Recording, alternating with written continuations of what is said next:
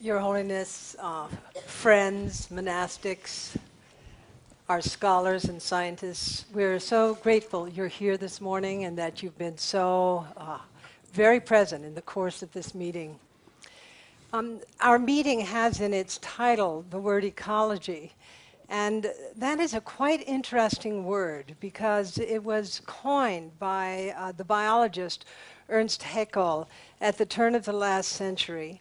And it comes from the Greek word oikos, which means home. And we have been exploring ecology in these past days, looking at the impact of humans on the home. And we recognize that this isn't just our home, but this planet is home for all species. And in addition to that, ecology has a certain orientation that is quite important, and that orientation is based in the study of relationships. And when we talk about the study of relationships in ecology, we're talking about a living system in which organisms are present, and it's about the relationship between those organisms and the environments which support them. The study of ecology also includes, as Diana has brought to our attention, the extraordinary impact that one species has had on the planet. And as Claire has pointed out, we are a species with a prefrontal cortex, a neocortex, and we have the capacity to actually cultivate compassion, and as well to engage in behaviors which are very dissociated from a kind of compassionate base. So there has been an arc to this meeting. And that arc or narrative has begun with an area that you really love, which is science. And I want to thank Diana, Jonathan, and Greg for their contribution to a deeper understanding of something in Buddhism that is very present for us, which is the second piece of our, or the third piece of our title of our conference, which is Interdependence. Diana gave a very vivid presentation, which began with a map of the sort of geological ages. And we see all of a sudden something happening after the Holocene, which Paul Kreutzmann has called the Anthropocene. And that is a very powerful shift in environmental and ecological conditions predicated on the impact of humans on the planet vis-a-vis population and the utilization of what we call as resources, which I think, from my point of view, is not the best word for, I don't know what another word would be, but the word resource implies that we can just take and take and take from the planet. And she has well defined something that she called the Great Acceleration. That is, since the post-war period, since the end of World War II, around 1950, there's been an extraordinary acceleration of the degradation of planetary health. And Jonathan also brought this clearly into our vision in terms of the impact on human health with regards to our patterns of consumption and the commodification, really, of the planet. And the commodification, as Mathieu pointed out, of many species on this planet. So I want to thank you, Diana, for your mapping of this, because a word that you used later on in the conference, a few days later, I think is a word that I want to put in the middle of our deliberations this morning, vis-a-vis what Elke is going to be exploring. And that is, you said, Diana said, I feel a great sense of urgency. And I want to say that I feel everyone in this room should as well feel a great sense of urgency. We have 3 unsafe zones, 3 domains of life on this planet that have moved to the tipping point. And that these are climate change, the loss of biodiversity, and nitrogen pollution. And we have a number of others that are moving areas of our life, life on this planet, that are moving into the unsafe zone. And this, Jonathan, you used the word generational responsibility. You used the term future people. We are living in a situation where we are literally shaping our future. Jonathan then went through a very powerful presentation on the relationship between environmental impacts and human health. And his point, I think there are 2 points that I want to just underline here as we're getting to Elke's presentation. One is that the major impact that is being felt is among people who are so-called poor, among those who have less economically. And that is the majority on our planet. So that the 20%, so to speak, that Sally was speaking about is controlling the destiny not only of the poor, but really of all species. Jonathan also made an important point, and that is that small interventions can be significant. And I think so often when we see the big picture, it's very difficult for us to actually feel we can do something. We feel a sense of helplessness. But Jonathan made it clear that, even doing shorter car trips makes a difference in terms of greenhouse gases. Greg's presentation, he's an industrial ecologist, and his presentation, I think, was very relevant to us. We could hold up one sheet of paper, and it looks just like a local sheet of paper, but what we recognize, in fact, that the manufacture of this sheet of paper impacts almost every country on the planet. And as well, as Greg pointed out, like the iPhone or a piece of paper, over 1 million people are impacted by every product that is manufactured. So he studies the science of footprints. And the mapping of the resources, so-called, that are used to produce even the simplest product that Greg does, puts the onus of responsibility on at least 2 different categories, or 2 different categories. One is that individuals should know what is impacted by the use of paper, one sheet of paper. And as well, corporations should know. And this has to do with moral responsibility at the personal level and the public level, about which Sally was speaking earlier. I want to thank Claire very much now, because what we've seen is we've been presenting a kind of case. It's not a kind of case. We've been presenting a case where we see the human impact on the life of the planet, whether it's the life of forests or the life of a particular society or individual, is profoundly impacted by our decision-making capacities. Elke will also be addressing this. And Claire brought this into focus through her exploration of ethics with us.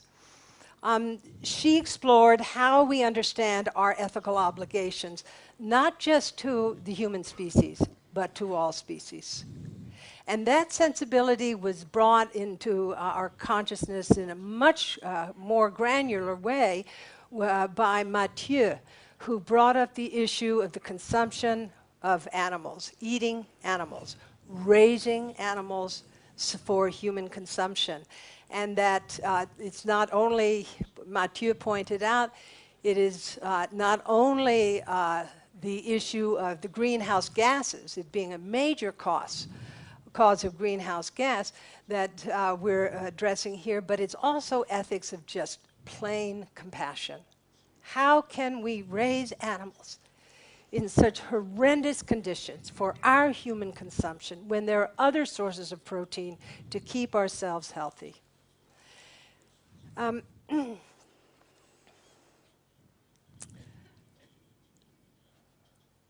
then Sally. We came to Sally. And you know, over the years as I've sat in these conferences, Your Holiness, I've always been, you know, a little interested in your great emphasis on secularism and your sometimes, what could I say, aversive attitude toward religion. And I think we agree that more people have died. Sure.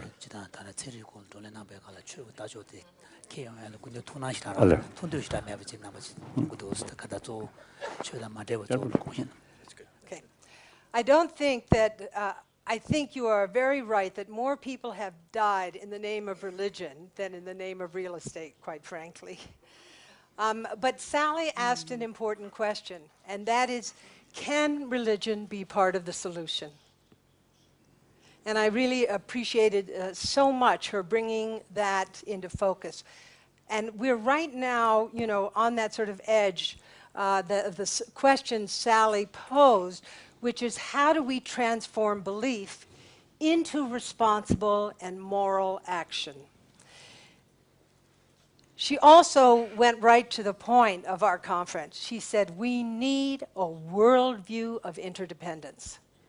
And of course, that's a view that's held at the heart of Buddhism.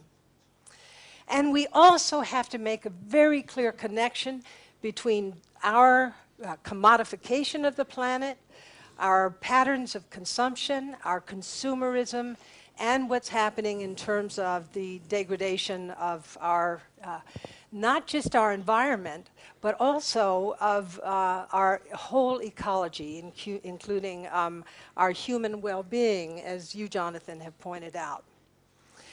And she posed a vision which comes out of the Christian ethos of kenosis, of self-emptying, and she said there's a fourfold practice. And I just want us to touch into that practice. She talked about the practice of voluntary poverty. Mathieu called it simplicity.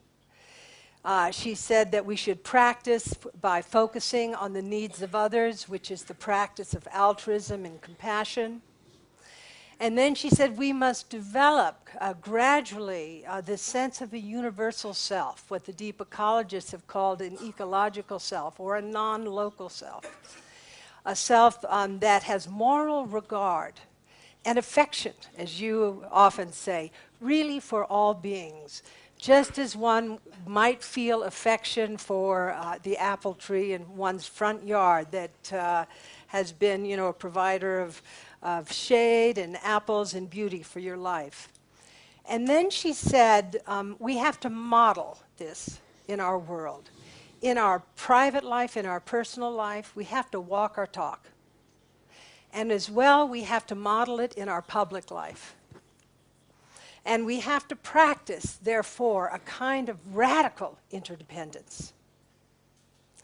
And, you know, we've spoken briefly here and there, and I think Elke is going to address this issue of the collective commons. You know, why is it that we as a community, as a Mahasangha, cannot actually take this issue into our heart and have congruence between our ethos, the issue, and our actual actions, how we live in the world? Now, in your presentation, Your Holiness, you addressed the history of the Buddha. He was born under a tree. He had his first child awakening under a thorn apple tree. Then he had his big awakening under a Bodhi tree, the first turning of the wheel under a tree, and died under a tree. He had a companion in the natural world who accompanied him throughout every phase shift in his life. And it's an extremely powerful image for us to consider. It wasn't, he didn't have a building as a companion, a church, a temple, a corporation, even another human being. It was a tree that bore witness to every change that he went through of significance in his life. You also said that in the Vinaya, there's reflection for regard of the natural world. And you also spoke about values related to democracy, science, education, and ahimsa, or nonviolence. So Elke is here to help us understand a little bit, I hope, but I think actually a lot, of why we don't act on global environmental problems. What is it that holds us back? What are the cognitive and motivational challenges that we as individuals face, but also that we as collectives face? And what about the role of attention? She will address this. She also wants to address our motivational deficits and what primes action, and wants to explore with us the role of fear. And this is, I think, a very appropriate presentation, actually, at this point in our deliberations. Elke works at the intersection between psychology and economics, Your Holiness. She's an expert on behavioral models of judgment and decision-making in conditions of risk and uncertainty. She studies how attention, emotion, and memory, and their representation in the brain, influence preference and choice. She holds many different seats at Columbia University. She's the Jerome A. Chazen Professor of International Business at Columbia School of Business. She's a professor of psychology. She's also a professor at the Earth Institute, and she's the founder and co-director at the Center for the Decision Sciences and the Center for Research on Environmental Decisions. So I'm very grateful for your presentation this morning, Elke. Please. Thank you, Joan. Your Holiness, it is a great honor and a joy to talk to you this morning about the psychology of action and behavior change.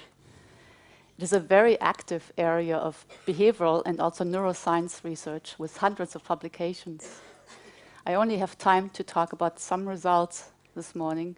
I won't be talking about the methods or specific studies, but everything I say is actually based on many careful investigations.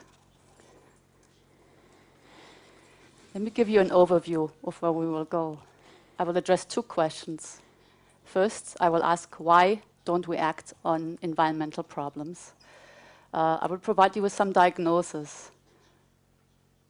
Then I take those diagnoses and turn them into treatments, like a doctor would. And we'll look at the question about what...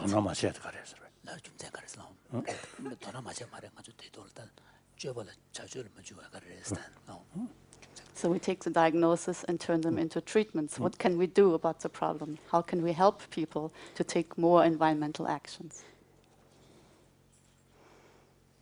So let me start with the first question. Why don't we act on these very important environmental problems that Diana and Jonathan and others have told us about? I will talk about 4 different types of causes. The first one is a very famous paper that was published in 1968 in the important journal Science. It was called The Tragedy of the Commons. It was written by an ecologist, Harden, and he compared these global public goods that we have, clean air, water, to the grass on a meadow in the middle of a village that is accessible for free to all the villagers. They can bring their cows. And he predicted that every villager would bring as many cows as possible very quickly. And in a short period of time, all the grass would be gone. The commons will be gone. That's a tragedy. It will disappear. It's a tragedy because it's a rational thing to do in his view of human nature, in the capitalist economic view of human nature. Self-interest is a legitimate motivation, and it drives the destruction because everybody takes as much as possible. Because if they don't, their neighbor will. Now, we will see, we all know that greed is an important part of this problem. We will also see that this view of human nature is incomplete. It's true that greed is there, but many other motivations coexist at the same time. The second problem or diagnosis has to do with information. Yes, there are some information.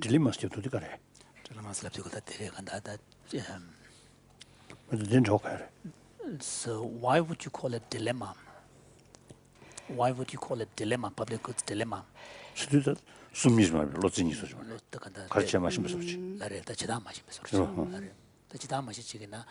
지벤제 인도가라 상매 그래도 지도 계래서 걸어다.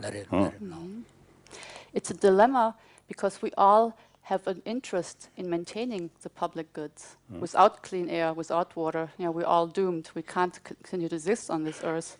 And yet, we deplete and we destroy it. So that is a dilemma. We know we shouldn't, but we can't help ourselves.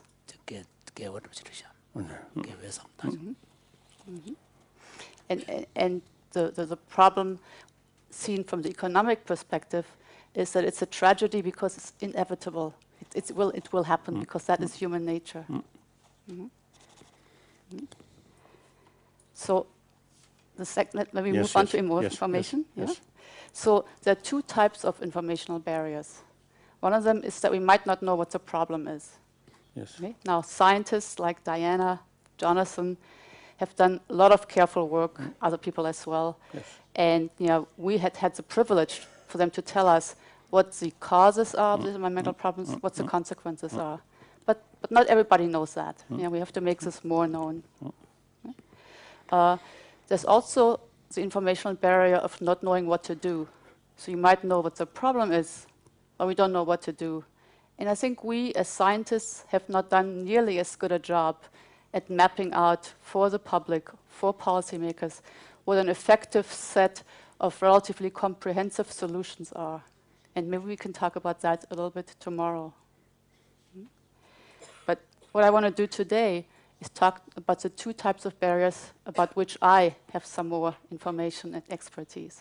I want to talk about cognitive barriers to action, and then also about motivational or emotional barriers. So let's start with the cognitive barriers. I want to talk about the very, very limited attention that we have available to the world. Now, I want to ask Your Holiness whether you remember a video that you saw 2 years ago in Zurich. It was a video of some young people playing basketball. There were some people in white T-shirts and some people in black T-shirts, and they were throwing a ball back and forth.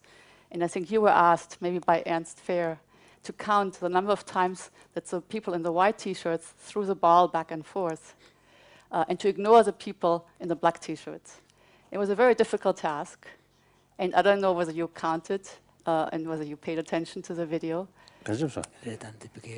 Zurich dann bege Benjamin Toy 총지 손아. 볼로. 그때 단데 스위스 캐바데기 비디오 스탠스.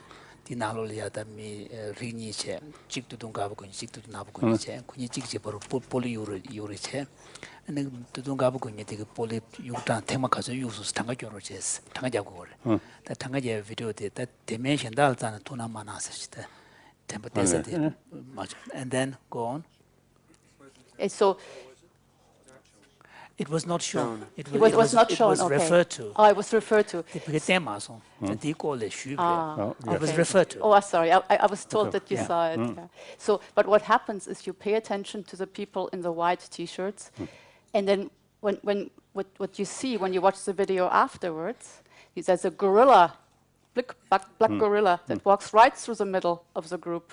But when you pay attention to the people in the white T-shirts, you do not see the gorilla. It's a real blind spot. And afterwards, when you're not paying attention to the people in the white T-shirts, you can't believe that you did not see the gorilla. So it's a very, very great illustration of how limited our attention is. When we focus on one thing, we don't see other things. Mathieu talked about the blind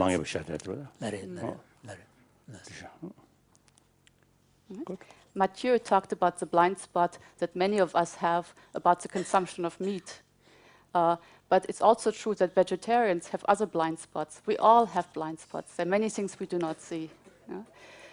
And His Holiness was saying that in Buddhist epistemology, we speak of a particular type of perceptions, which at the sensory level you do see, but at the cognitive level you're not able to recall it.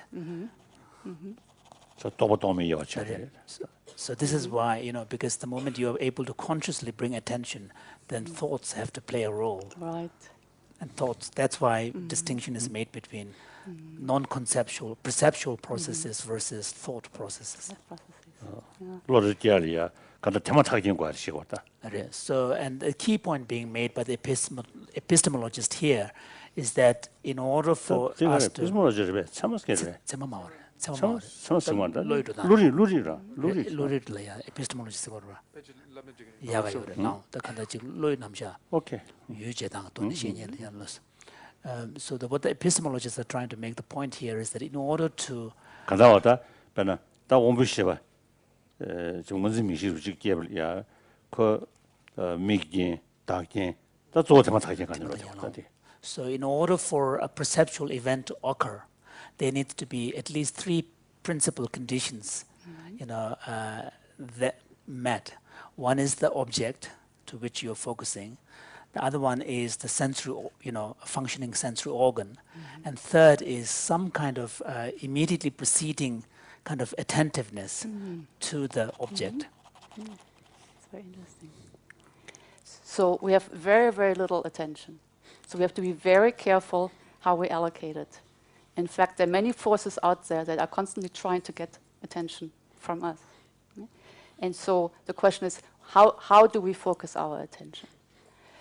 Now, from an evolutionary perspective, it makes sense that our immediate attention will be automatically on ourselves and on the present. Because if we don't pay attention to the present, to the dangers around us, we're not going to survive. And that's good for evolution. It's not so good for more far-sighted goals, for the future, for the environment, for other people. They're not as automatically active and the focus of attention. And I'll get back to that later.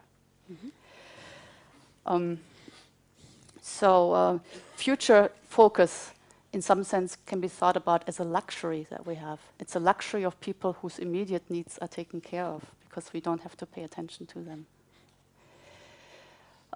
Let me also... 그래. 전 재밌는 가져서. 말이다. 내가 라레다 아니 간다. 가져. 마음을 삼아 다해도 다른 내가 이제 롭스 딕되냐 지금 또 상당 바로 와서 가도 에볼루션도 내지 되고 그래.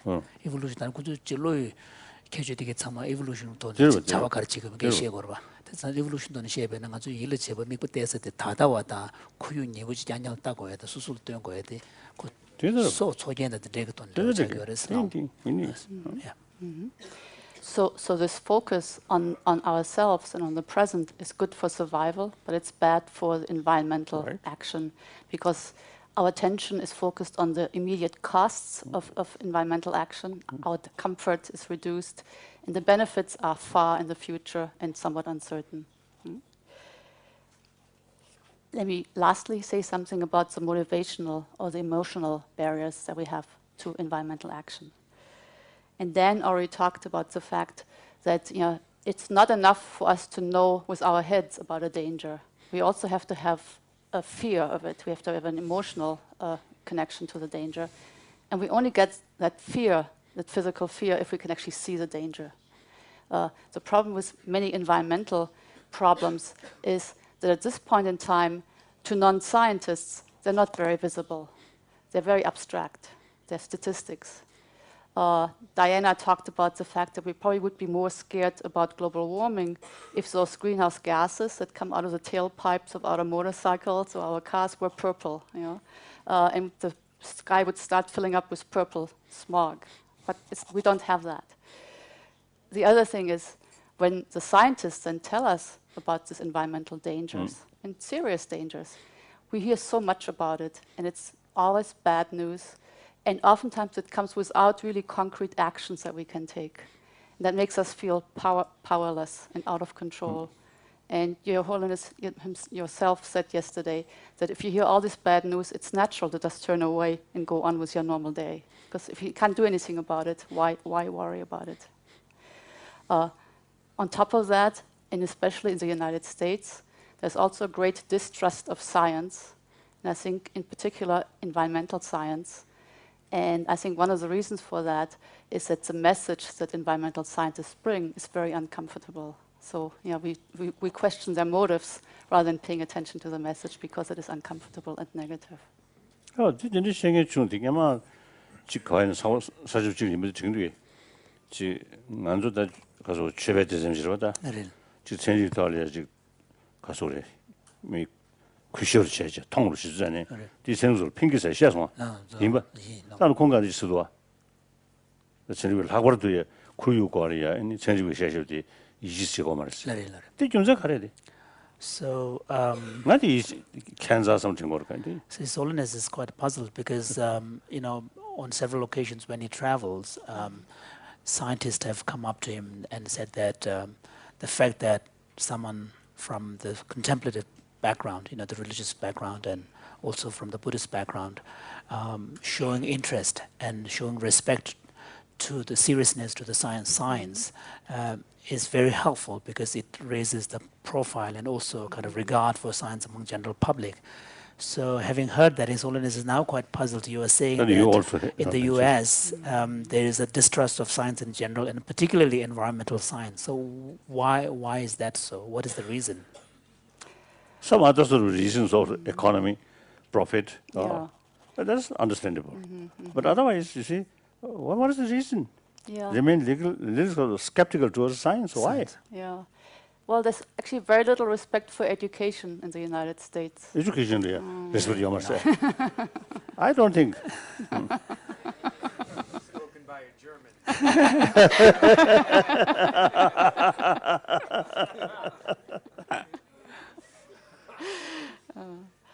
Canada. 최대 탁구 유니트 대전지를 지요래 다들 And the religious right in the United States also, you know, sort of is anti-science. You know, they I take see, I see. the beliefs of the Bible very okay. literal. Oh, that I think reminds many years ago in Australia. One time, they say, I think one sort of lunch party or something. So we just walk in lawns away. on the lawn. Yeah. On the lawn. Some media with camera asked me the simjen lo chao kashe kong simjen zira kasa Dinosaurs. or dinosaurs. I 이지 지구에서. Yes. I 이지 지구스. bar 통한도 왔어. 지구 통한도 왔어. 나 야무 줄 sense. 가이나 sometimes. So what is it?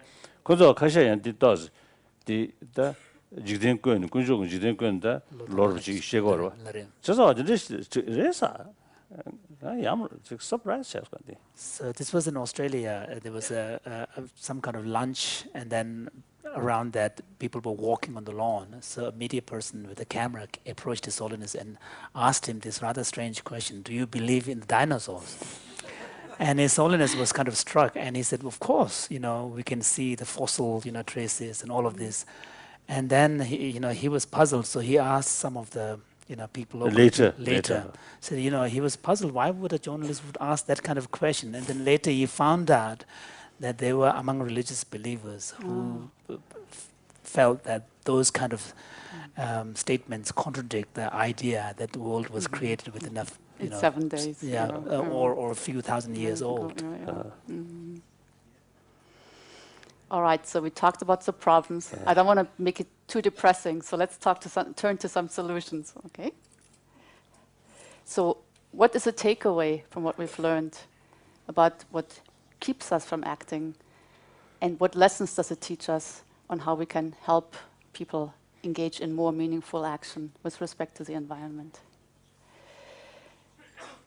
And so we have very little attention, but we're very rich in goals and intentions. We have a wide variety of different goals that coexist next to each other in our mind.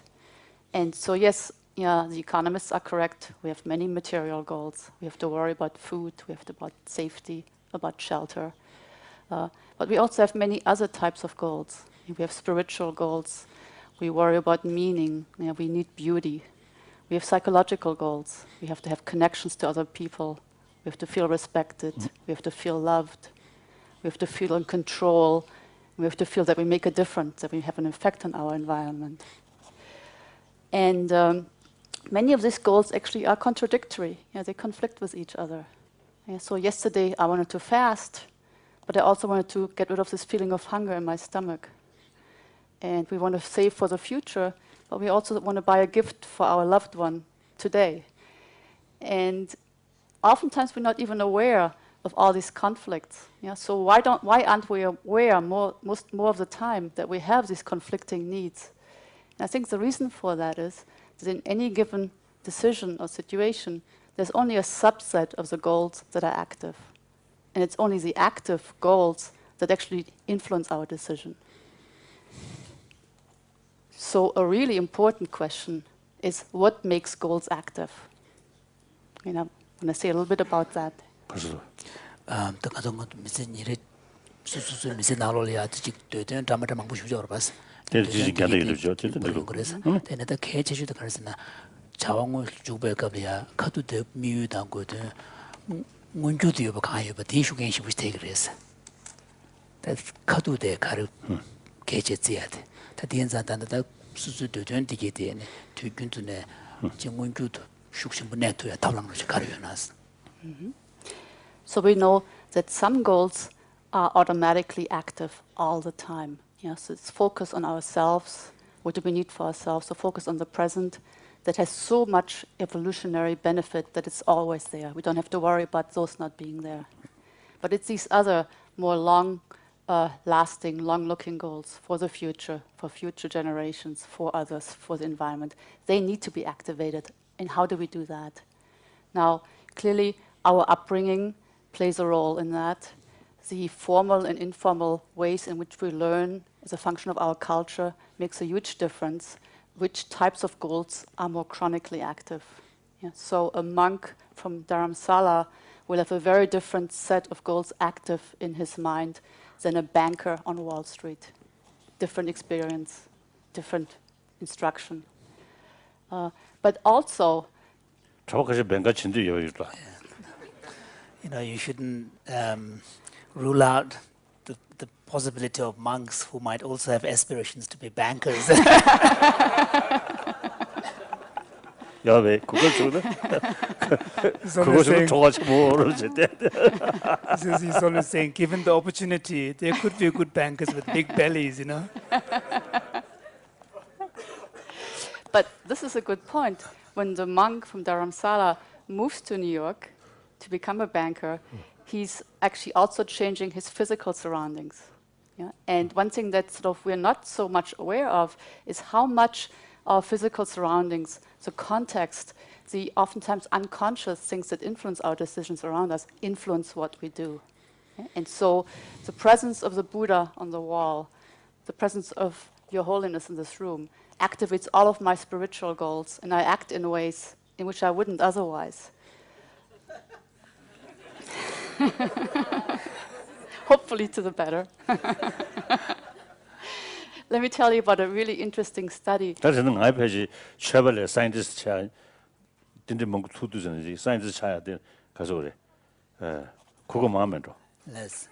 So it's only saying in his case probably he has more opportunities to become eventually. There's a more factor to become scientist rather than spiritual practitioner.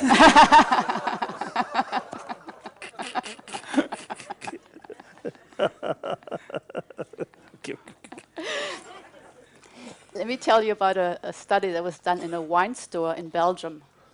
And in this wine store, they were selling some German wines and some French wines. No. And so they did a study where on Mondays and Wednesdays and Fridays, they would play German music, German music. And on Tuesday and Thursday and Saturday, they would play French music, accordion French music. I see. And on those days when they played German music, they sold much more German wines. I see. And on the French music days, they sold the French wines. And if you ask the customers, why did you buy this wine? They had no idea. But it was the music triggered country, and the country triggered the purchase of the wine.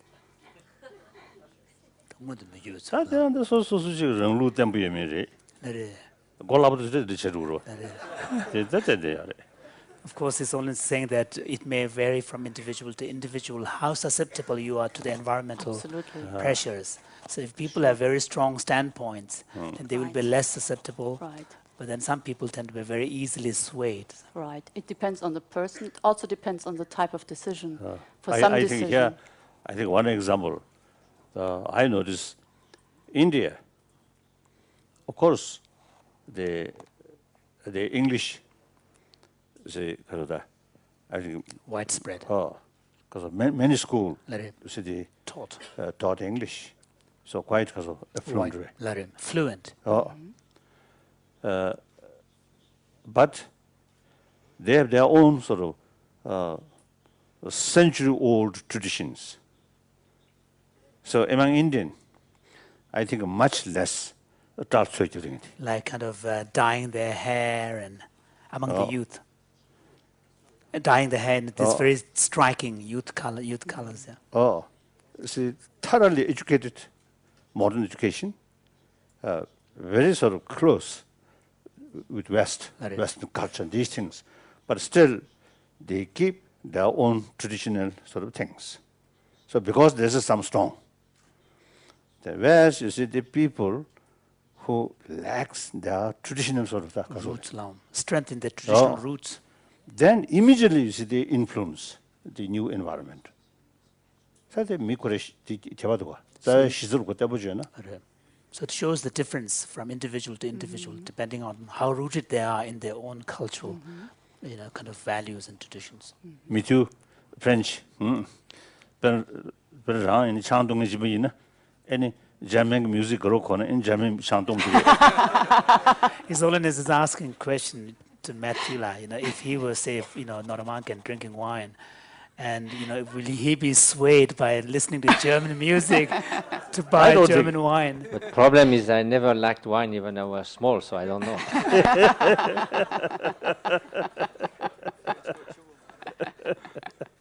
I think typical, the French, many French, even who speak English, who know English, but they do not like to speak English.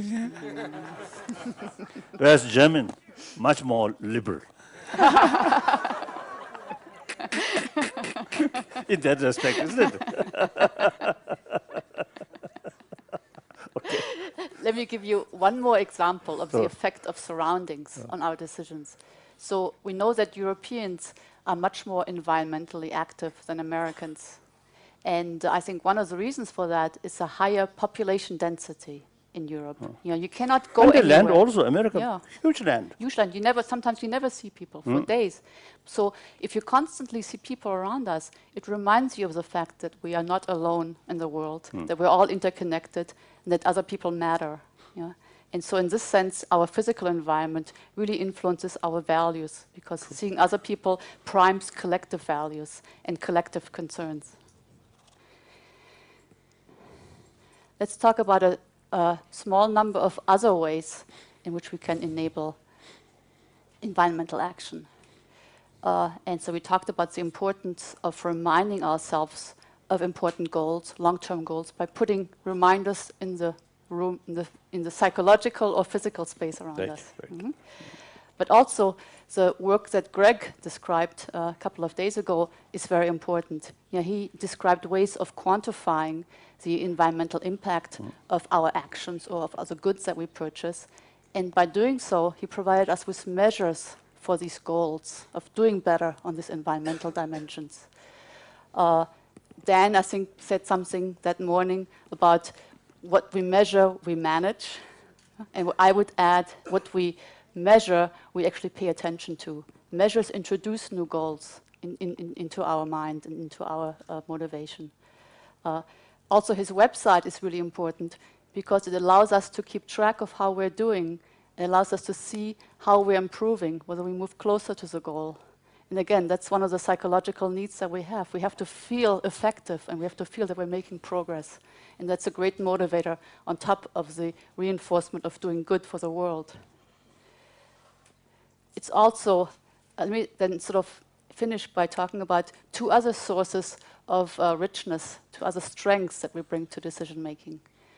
And Your Holiness already talked about the multiple perspectives that we have on the world as a very important one. We can call things, different labels, and we also can sort of take a different angle, a different perspective on a decision or on a problem. And so it matters, for example, whether I call someone a terrorist or a freedom fighter. It matters whether I call some insecticide a mosquito killer or malaria preventer. These labels themselves suggest that there are different things that these actions or these people do. You gave the example yesterday of shifting perspective. If somebody makes you angry, you want to get away from the anger. It's good to rethink, to reframe the situation as one that's an opportunity for compassion. It's the same physical situation. We just looked at it from a different angle. And in the same way, we can put these multiple perspectives to work for us to encourage environmental action. We can talk about, Sally talked about the fact that we don't have to think about consuming less as a loss in pleasure. We can think about it as a gain in fulfillment or as a gain in health. We can reframe, we can think about these co-benefits in a positive way. Let me end by saying something about 3 different ways in which we make decisions. Any kind of decisions, but also forward-looking environmental decisions. And these ways of making decisions are associated with different processes that are located in different centers of the brain. They're not necessarily separate. Oftentimes they all operate in parallel, but oftentimes we pay more.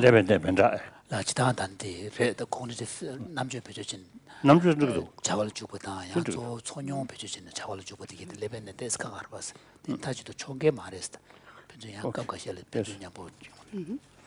But oftentimes we pay more or less attention to the recommendation that one or the other process makes for how we should act. And so sometimes we make decisions with our head. Sometimes we make decisions with our heart, following feelings, motivation, emotions. And sometimes we follow rules. So let me say a little bit more about each one of those. So when we make decisions with our head, oftentimes following from information. So can you kind of distinguish them, flesh out the distinctions a bit more, head versus heart? And basically, so what's the differences, head and heart? So when I say making decisions with our head, it's a little bit metaphorical. But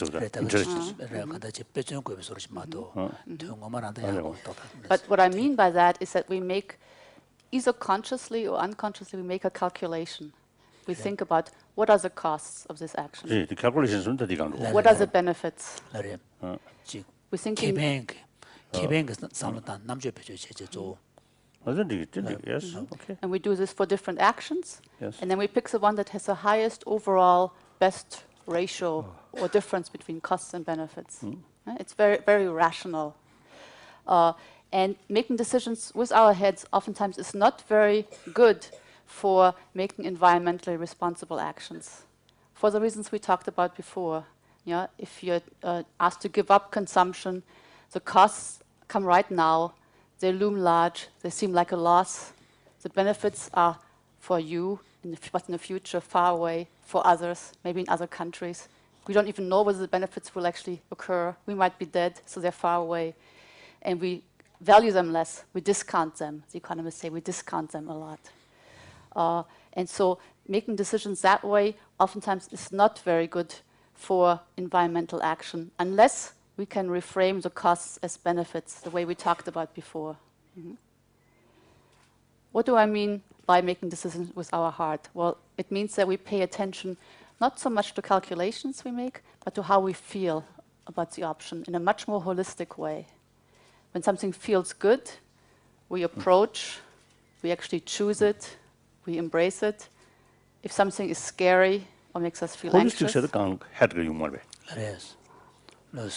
side can the head But when you use the word holistic, it seems to be more in line with the head decision, because you're taking into account all sorts of possibilities, pros and cons. Well, whereas the emotion one seems to be more immediate. So you know how. Okay, so maybe I use the word holistic different from you. Oh, I see. Okay. Yeah. So let me scratch it out.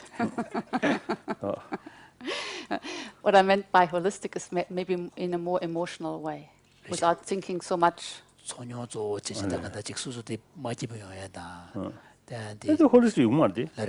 holistic is probably not the right word there. Okay. Yeah.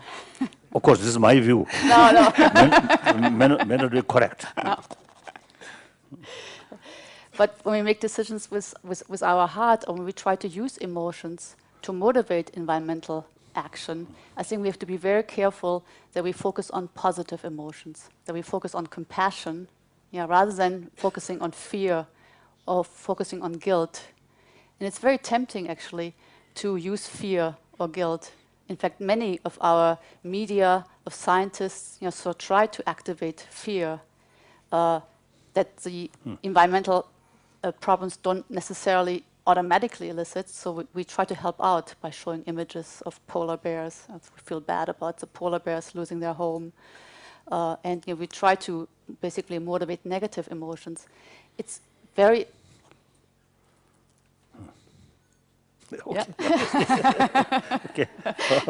it's very good at getting attention quickly. 직능은 더 숙제인 거세. 나다 그 지난 배주 제제. 다나데 고유 돈은 야 가발도 싸고 자 소스에 가서 그래. 그렇게도 실례가 있나? 밀포 그랬습니다. 이제 돈 쓰고 그래다. 말에 들으셨던데 먼저 군주 될 때는 다간다 그게 아크틱이 잡아 되게 매버자. 되게 시도고 그러지. 근데 시비는 마음 발라서 가다 잠을 거라 주제 시비 주라는 강에 시비 되어서 되게 신나란제. 지금 한게 돈에 마음에 지 갱행기 내주지 시제. 이제 먼저 세. 말다 간다 지다 모란스나 다 처리병원 대변나. 그 지금 나라니 굴론 깨벌래. 양 굴론데 지 네거티브 돈 담아고제. 캐벤다데 되게 돈에 세제제변에 대해서 야유베 소리스도스. 케벤 도저디 직날이 그러. 라레. 케벤 돈이냐 고야 코라. 디 도저디 교육 통고. So in some ways, you cannot really avoid the negative kind of, message, because even if we reframe it in positive terms, the negative consequences is the opposite of the benefit. So it's there, kind of salient. It's there, but whether it's there in the background or there in the foreground is different. 그래서 더 무엇 지금 문주 삼다인데 도전에 삼다한다. 더 교육 전에 삼다한다. 케이전에 삼다면 됐어. 밑에 미규마를 쓰고다. 미규마를 그래. 남자 용주스 가바이니 요다. 나래. 나래.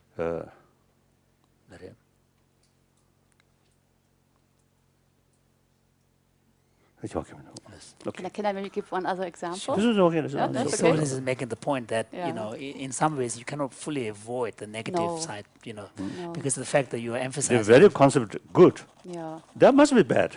In contrast. Otherwise, no basis. Right. It's identify as the other good. side of the coin. Yeah. So here's an example out of medical decision making. And so when people have cancer, they can choose between different types of therapy. You can get radiation therapy, or you can sort of take medication or surgery. Right? And different things happen when you take radiation, when you take surgery. Immediately when you take surgery, you might die, but also chances are you will live. But nobody dies, for example, in radiation right away. But after 1 year or 5 years, you have different survival rates or different death rates. So when you describe to a patient what the probabilities are of surviving immediately or in 1 year or 5 years, they make one kind of decision. When you describe the same results as a probability of dying immediately or in 1 year, in 5 years, they oftentimes make a different decision. Now, it's the same information. If there's a 10% chance of survival, there's a 90% chance of dying, they're the same thing. But what's different is where the attention is focused on one side of the coin or the other side of the coin.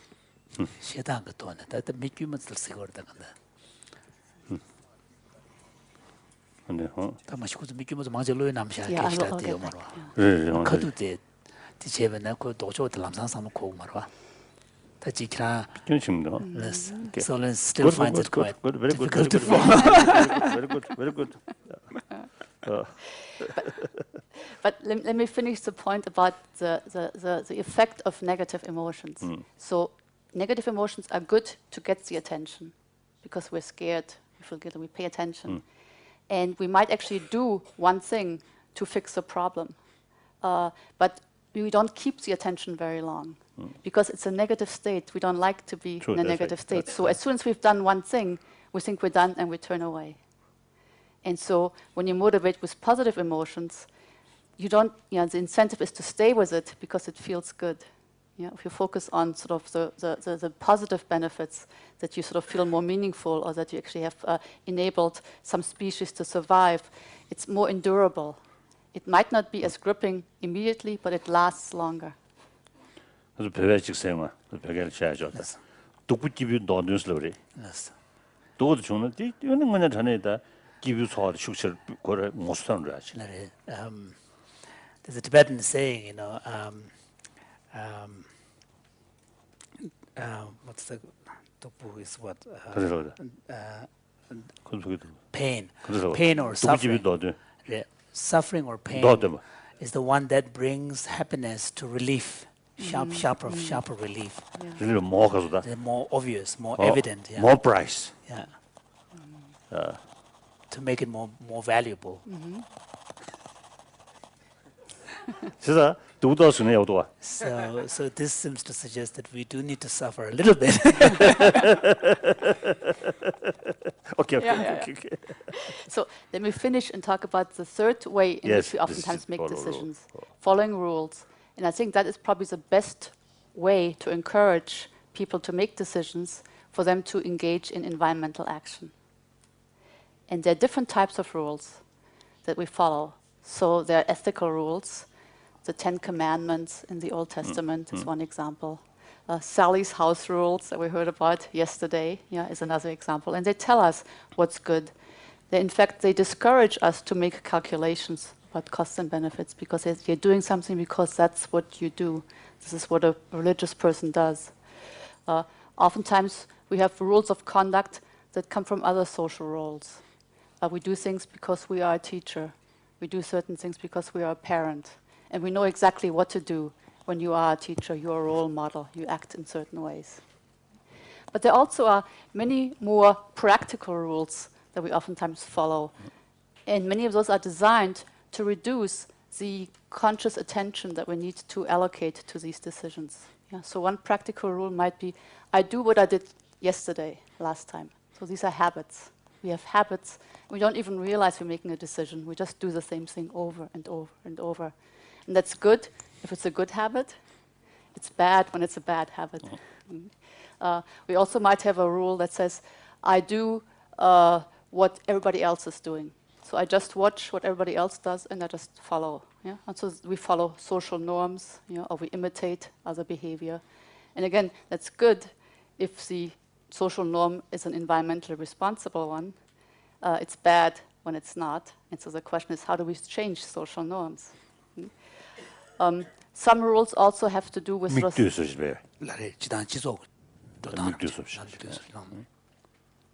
A third kind of rule says, I'll do nothing as long as I can. So Your Holiness yesterday talked about laziness. And laziness actually can be quite adaptive, because whatever resources we don't use for this decision, we can use for other decisions. So let me show you an example of how we can turn laziness into environmentally responsible behavior. So when you go to a conference in the United States, you oftentimes have to tell the organizers ahead of time on your registration sheet what kind of lunch you want, what kind of meal you want for your lunches at the conferences. And oftentimes there are a couple of meat lunches. You can choose between chicken and beef. And there's also always one vegetarian option. And as you can see here, normally at normal American conferences, Americans are not very environmentally aware, for whatever reasons, because they like meat, or because they don't care about the greenhouse gas emissions from livestock that we heard that Mathieu told us about. But only 5% of American scientists who go to conferences order a vegetarian lunch. Now let's see what role awareness can play. And so the second column here is the BECC conference. This is Behavior, Energy and Climate Change Conference. So about 800 scientists, environmental scientists, that come together every year, and they know everything that Mathieu told us. They know that 18% of greenhouse gases are generated by livestock raising. They know the harmful effects. They're well-intentioned. So what is the effect of awareness? Well, it goes, vegetarian lunch order go from 5% to 17%, 12% more. So it's good, it's significant. Yes. Okay. But what the conference organizers did in 2009, they said, let's change the default. Now, I'm going to tell you. Yeah, you can Default is the option that will be in place if you don't make a decision when you're lazy. So they said, okay, you're going to get a vegetarian lunch unless you tell us that you don't want it. If you don't want it, it's very easy. You just have to check one box that says... the form activities the form dinalolia 제가 해면 주세요. 말에 간다 렘마 제베나 다고 찍 땅으로 야나 샤사냐 공다 샤마사냐 공 땡에마야나 렘마더니 디기티 vegetarian member 시샤지 디공 땅샤 거로 다델리아 다 렘마더냐나 네 먼저 샤사가 메베 공 땅게인다 슬랍주 갑라 아니 개마드네 쇼도 쓰고 렌제비네. 그때 샤사 사냐이 마사 샤사가 임마 멤버스 티어와 다 샤사가 메나 나 vegetarian 스타잡 샤사고는 샤사긴 스타잡 다 데나로는 손손이 망부지야 렌트 파마테버 용거와 렌마테버데 가르치고 살아도 게마이나 that 80%. 80 so explain can you So people in this year, if they didn't do anything, if they just said, okay, I'll take the vegetarian lunch, I take no action. If they were lazy, cognitive lazy, they ended up with the vegetarian lunch, and 80% of the people in that year actually ate a vegetarian lunch and liked it. So the effect of awareness was 12%, but the effect of changing the default, turning this into a passive decision, not an active decision, but a passive decision, where you're putting the laziness to work, okay? Now it increases by 75%. So defaults are really very powerful. 근데 고야스면 길은 예부시는 렘마데 되기 디슈스 거를. 라레라우 디자 가다치다 미 달레마데 니 리마부 용구로다 미마부 길은 용구로다. 다 길은 예부 디레 고 배주전 길은 예부 진년디 그 망부 요 다 근데 컬러 땡겐디. 라레 그 미게 랭게 마데 되기 딱 샤로 vegetarian 당샤로. 라레 다 디기오다 네 So it's a proactive approach on the part of the organizer. Right, right. But it's a beautiful approach because it does not take away the other options. Yeah, sort of in your monasteries, you take away the meat. Okay, so monks don't have an option of eating meat. But some of them actually might need it for their health or for other reasons. And so the beauty of setting the default to the vegetarian lunch but leaving the other ones available is those people who really need it or really want it, they can still have it. But the net effect is almost the same as if you just take it away. And so this approach is much more acceptable in countries like the United States, where the autonomy of choice, of not restricting people's choices, is important. So it's much easier to sell to policymakers to set the default rather than legislate the harmful options away. And this is a device that can be used in lots of contexts. For example, building codes, or food choices, or transportation choices. It also has been used in the context of organ donations. Eric Johnson, actually who's in the audience, has done work on the default being that you are an organ donor unless you decide otherwise, or you're not an organ donor unless you decide otherwise. And different policies, different defaults exist in different European countries. And the effect on organ donations are huge, huge. Okay? And so organ donation is a domain where awareness alone is oftentimes not sufficient. In many countries, we don't have enough organs, for the people who need them and could save lives. But defaults work very nicely. Okay, let me summarize and finish up. So I hope I have convinced you that awareness is very important, but it's not enough. Oftentimes it's not sufficient. It might be necessary, but might not even be necessary always. But it certainly is not sufficient for environmental action because we have these cognitive and motivational barriers we talked about. These environmental problems are really hard. They're complex, they're interrelated, and they pull on many different motivations and intentions that we have. And when we sort of just pay attention to those intentions and goals that are automatically active, that oftentimes gets us into trouble because it's too much focused on the self, too much focused on the present. And so we have to find ways of keeping these other more distant and other regarding intentions active.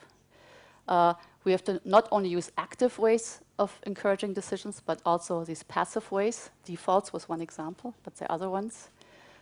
it's important to frame things positively. It's also important to start locally, because locally people are caring about the problem and they have more expertise on it, and also they have a higher chance of succeeding because it's a smaller slice of the problem. And then small success can go up from the bottom to the top. And I think also then we as scientists, we have to maybe sort of work a little bit better at providing people with effective solutions at the individual, at the social, at the political level.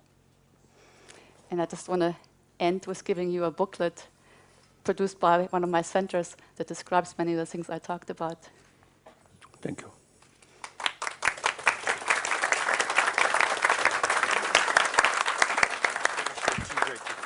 Yeah. So, Elke, thank you so much. That was extraordinary. And Your Holiness and friends, we're going to have a 15-minute tea break. So let's come back here at, what do you think, Dan? 20 after? No, it's a quarter after now. Okay, sorry. Half past. Okay, 10:30. Great.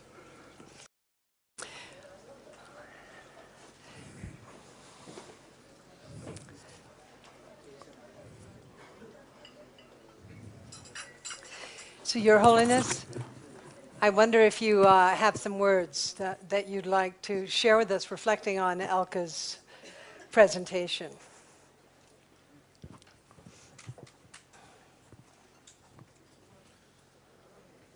Nothing special that comes to mind, because whatever came up immediately, I had the opportunity to ask Elke directly. Wonderful. Jonathan. So once we start discussion, and I think I may find some Thoughts. Thoughts. Thank you. John, you had a question. So I have a comment and a question. One comment is, as someone who flies way too much, I'm thinking if some of the airlines heard this idea that actually they could probably save money and help the environment by making the default meal a vegetarian meal. And a certain percentage of people would choose meat, but they would actually save money. They're looking for ways to save money. So I wonder if any of them have caught on to this idea, because of course on an airplane, most people don't specify what they want and they just get the meal that's available. But probably no one's pushed this to the airlines yet, I suppose. No, but we should think about doing that. Yeah, I think they could say, we're going to save the environment, and actually they're really saving a lot of money, since meat meals are a lot more expensive. But my question is, there was this idea that that you mentioned about certain types of contexts of decision. And basically it seems that much of the point of your presentation is that when we make decisions, there are actually a lot of factors that go into the decision that are not just about our rational examination or analysis of costs and benefits. And that I think I take His Holiness's point very well, which is that probably we're always making some kind of analysis and a decision that's purely emotional, actually a state that is purely emotional and not cognitive in any way, doesn't seem to make sense to me. But that certainly our emotional state could affect the decision. And I actually have two questions in regard to that. One of them is, maybe you could clarify a little bit more or tell us something more about the research in terms of decisions that are motivated by negative emotion. So we could be motivated to, and this is also used in the context of Buddhist practice. So sometimes we talk about the Chiwamitakpa, the contemplation of death and impermanence. And actually that can create sometimes a state even of concern or even fear. It can be called a sort of negative emotion in the way you were using that term, but it can be used to motivate practice, especially in the beginning. But you're suggesting that when you motivate, when a decision is motivated by a negative emotion like fear or guilt or regret, like gyopa in Tibetan, then after you make the decision, you stop paying attention. Is that what you're saying? That's what I was saying. Can you explain that a little bit more? And then I have a follow-up question, if I could. So let me answer that first, and I also want to get back to your notion about these different ways of making decisions operating not necessarily exclusively, but also in parallel. So ask me about that one again too. Okay. We'll start with a fear. And so negative emotions are unpleasant. So in fact, they're very motivating because they are unpleasant. It's a signal, a flag that goes up and says, look, something is wrong, something needs to be done, do something. It's a warning signal, and that's why they're hardwired. We always have these either positive or negative reactions to a situation that's telling us, is it safe, or is it dangerous? But these emotional reactions were created in simpler times. They were created at a time where the danger was the tiger at the watering hole. And as long as you can stay away from the watering hole at the time that the tiger is there, you're okay. And so there at those times, simple actions actually remove the threat. So you can stop thinking about it. You can stop thinking about it. You do one thing and you're done. And I think that's one of the reasons why when we do something because a danger flag has gone up, the flag goes down after one action. So that's one reason. The other one is because the state itself is unpleasant. So we actually have a motivation to get out of it as quickly as possible because it's not good. We know it's bad for our immune system to be in those states. So again, it's adaptive to get out of it quickly. So I think these emotions are good to capture attention. But then we have to somehow think about how to reframe the situation in a more positive way so people have a motivation to stay in it and keep the action coming. Well, and my follow-up question then is, so there's a lot of research about this that demonstrates if you motivate by you're saying that if you're motivated by fear, you engage in the action and then you forget. So basically, a faculty like mindfulness or denshe would not be active anymore. You're not going to pay attention anymore. The danger's over, you stop. So you're saying fear is actually not a very good motivator for action, is what you seem to be saying. Is that true for all kinds of people? Is this research done on people who are even, let's say, very analytical? Is it just a certain percentage of the population? Or is it pretty much everyone who shows this? Because part of what I'm wondering is what the role of are there cases where an analytical approach can overcome all of these different biases? So it's a very good question. I think you're asking several questions in parallel. Yeah. So one of the questions has to do with individual differences. And we haven't really talked about this very much, both in my talk, but also in general. We never talked about gender differences, for example, when we talk about environmental concern. Maybe we can come back to that later. But your question has to do with sort of cognitive abilities. And many of those cognitive abilities actually have to do with the way our brain is wired. And so we have some areas, the prefrontal cortex, that are responsible for planned action and for cognitive analytic processing. We have some areas of self-control that sort of help us override these impulses that we all have, that help us override the focus on the here and now. And for some of us, the connections between those centers and our deeper down emotional centers, sort of amygdala for fear, the connections have different strengths. And then some of it is genetic, some of it is environmental. And those differences in the way our brain is wired does translate into more accessibility and use of these different processing modes. So absolutely. Now, when we do these studies that look at the effect of negative emotions, sometimes we study 100 undergraduates at Harvard. Sometimes we study like 800 people in the general population through some internet survey that's done in the United States. One thing we don't do very much at all, and it's a really bad deficit, we don't study people in developing countries. When we talk about people, we're basically talking about Americans and sometimes Europeans. And typically, it has gotten better. Now we study people with a broader range of socioeconomic backgrounds and age and education because we do more studies on the internet. But until 10 years or so ago, we basically talked about Ivy League undergraduates. Now, when we talk about things like the brain, that's not such a big problem. Except for things like age, and gender differences, that does make a difference. But when we talk about the effect of values and education and the environment, we really have to look at a much broader range of the global population. And I would encourage everyone who has sort of access to national science foundations, sort of to facilitate that type of research, because right now it's not very simple. Diana.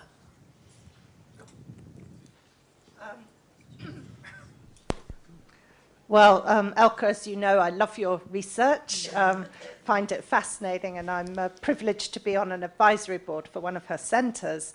And so I know that there's so much more that you could have talked about.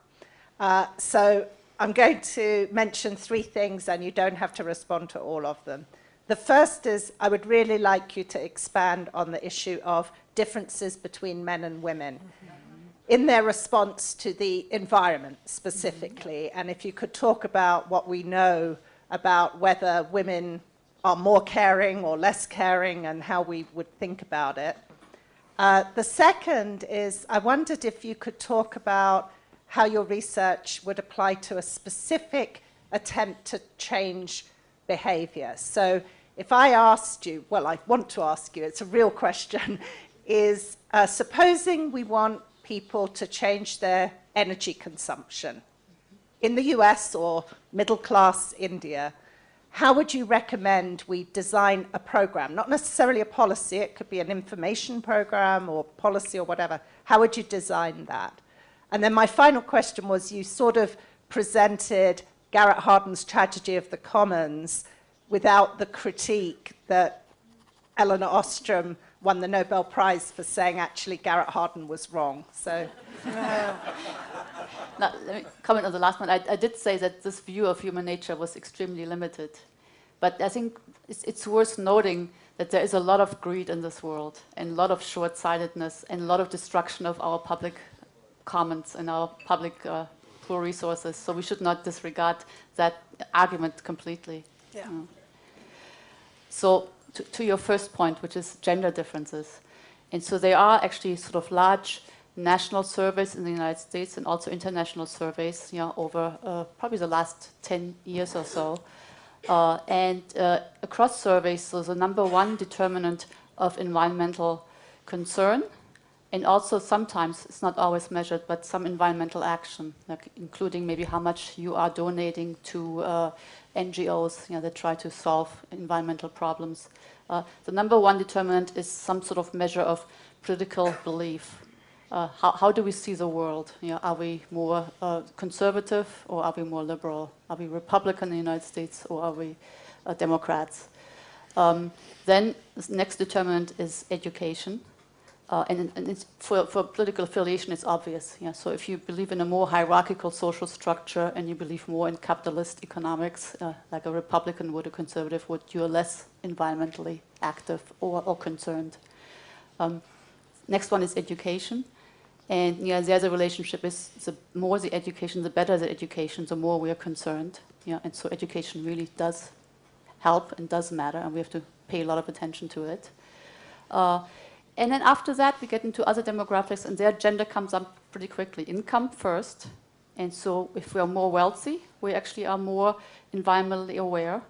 This gets to the point that concern for the future, for future generations, for the environment is a luxury. And if our immediate needs are taken care of, we can afford that luxury. And that's true both within countries. So people who are more wealthy in the United States are more concerned. It's also true across countries. Wealthier countries are more concerned because, again, they can afford it. And then the next one is gender. And then, of course, it's in the obvious direction. I probably could take a poll, but I think we all know women are more concerned about the environment. They actually donate more to organizations like the QS. how big is the difference? Do you know? It's not a huge difference, but it's certainly a significant difference. And so the size of the effect goes down with the categories that I mentioned. And so I listed them in order. Could I make one? Sure.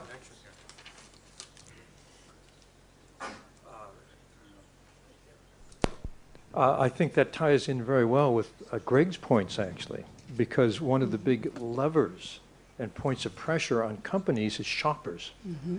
And to the extent that women do actually the bulk of the shopping for a family and are informed and motivated, they can become a very powerful pressure for companies to clean up the supply chain in the way Greg has mentioned. Mm-hmm. So, the effect is there, and some of it might be visible.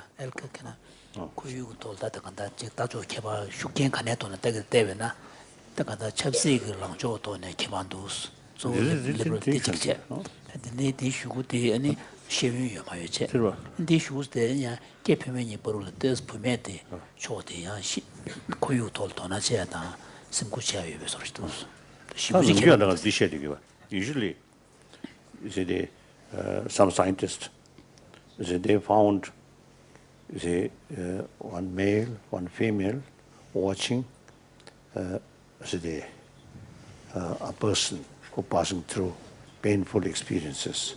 Then response from female side is much stronger. Much stronger, yeah. More empathy. So therefore, I think logically, once they know the seriousness about ecology, because of degeneration rate, their response, I think, must be stronger.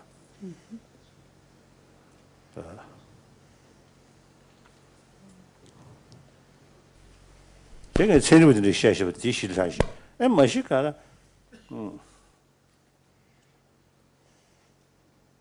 I think very simple sort of reason or factor. a factor Look, birds or dogs. Father, enjoy, Go away. finished. Yeah. The mother, take care. Right. Weeks and months. And in human case, years. So this is a biological factor. So like that. And basically, I think same. Basically, same. I think as far as brain is concerned, I think female, male, I think not much differences, isn't it? A few, but not much. So I think those are the potential knowledge, potential of the cities, because of the sense of caring positive emotion. I think basically the same. So much depend on again. Now 1,000 times to repeat the awareness, education.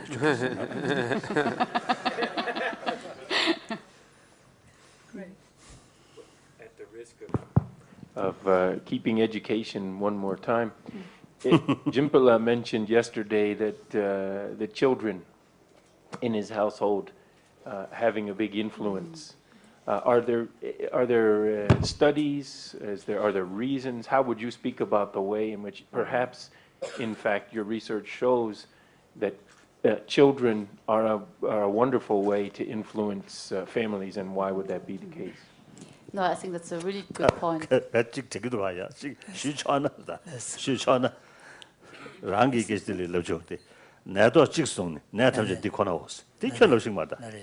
Since Holiness is saying that, if you could allow him to make this point, one thing that we need to With respect. with respect is to avoid the tendency, just because there is a small example, that somehow then applying, kind of extrapolating it out of this in a disproportionate manner, that sometimes can be a tendency which applies also to Jimpa's example. So billions of human beings, I think each case there are differences. We cannot just take for granted. Right? That is just Pick up one thing. universalized, yeah. Oh, all human beings like this. Cannot say. Even twin. Some cases, the physical sort of structure almost sort of identical. Right? Yeah, identical. But emotional level, intellectual level, there must be differences. So this is difficult. Usually, I had the impression, you see, I don't know, many people, you see, they look, so they are a special field, they find something, then they say, oh, everything like this. I think that's, I don't think. His Holiness That's unscientific. Yes.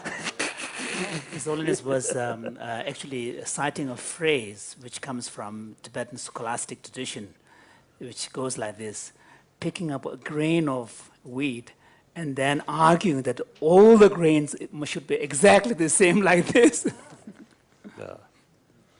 So anyway.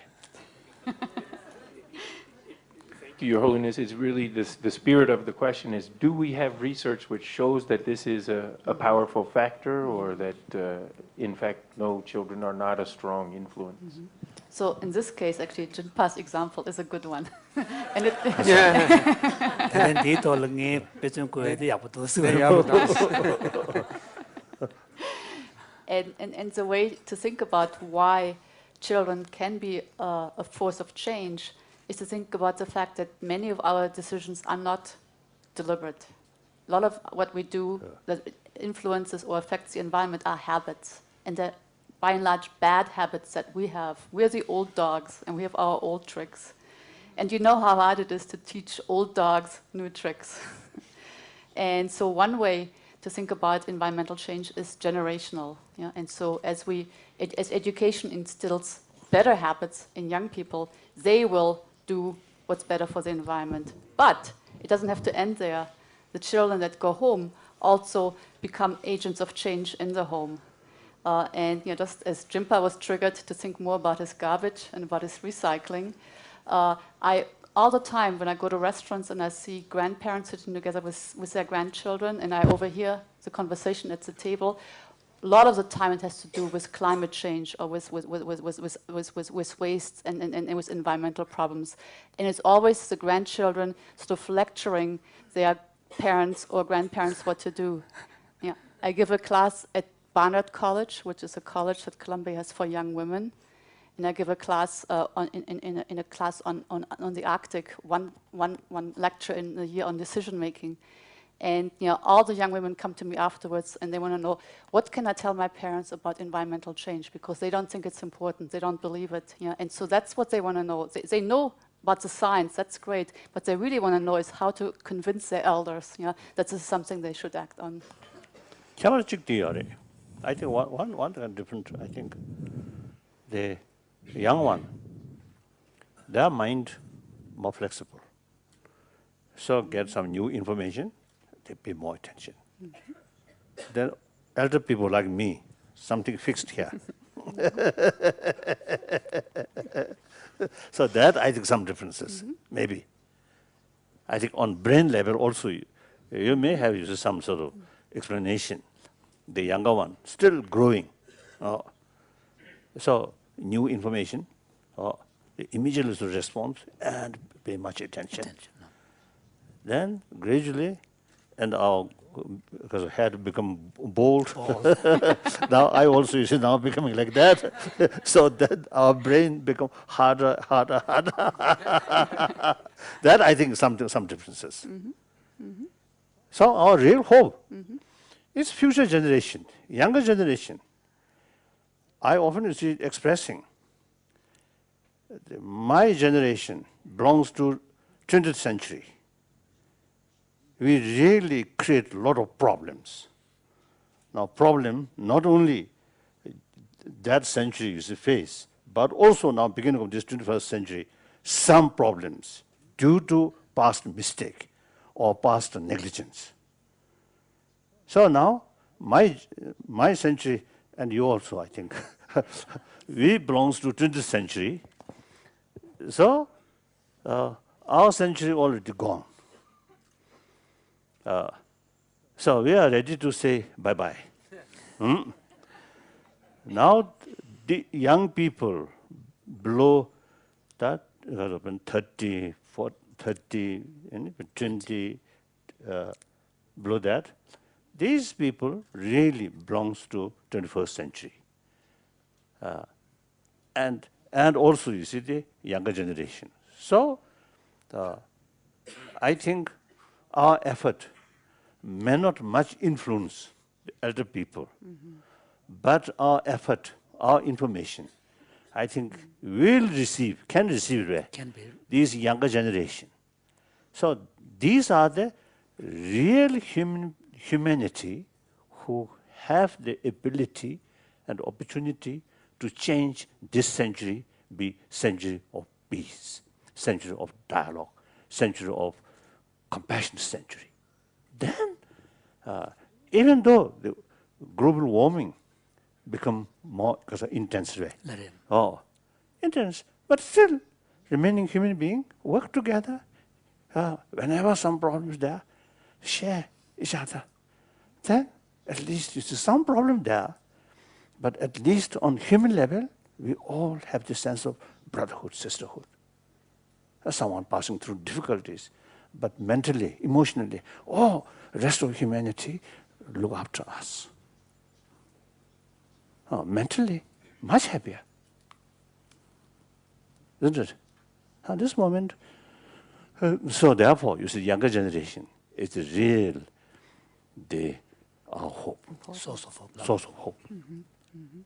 So we, through your sort of professional sort of work, knowledge, professional, and open their mind, open their eye.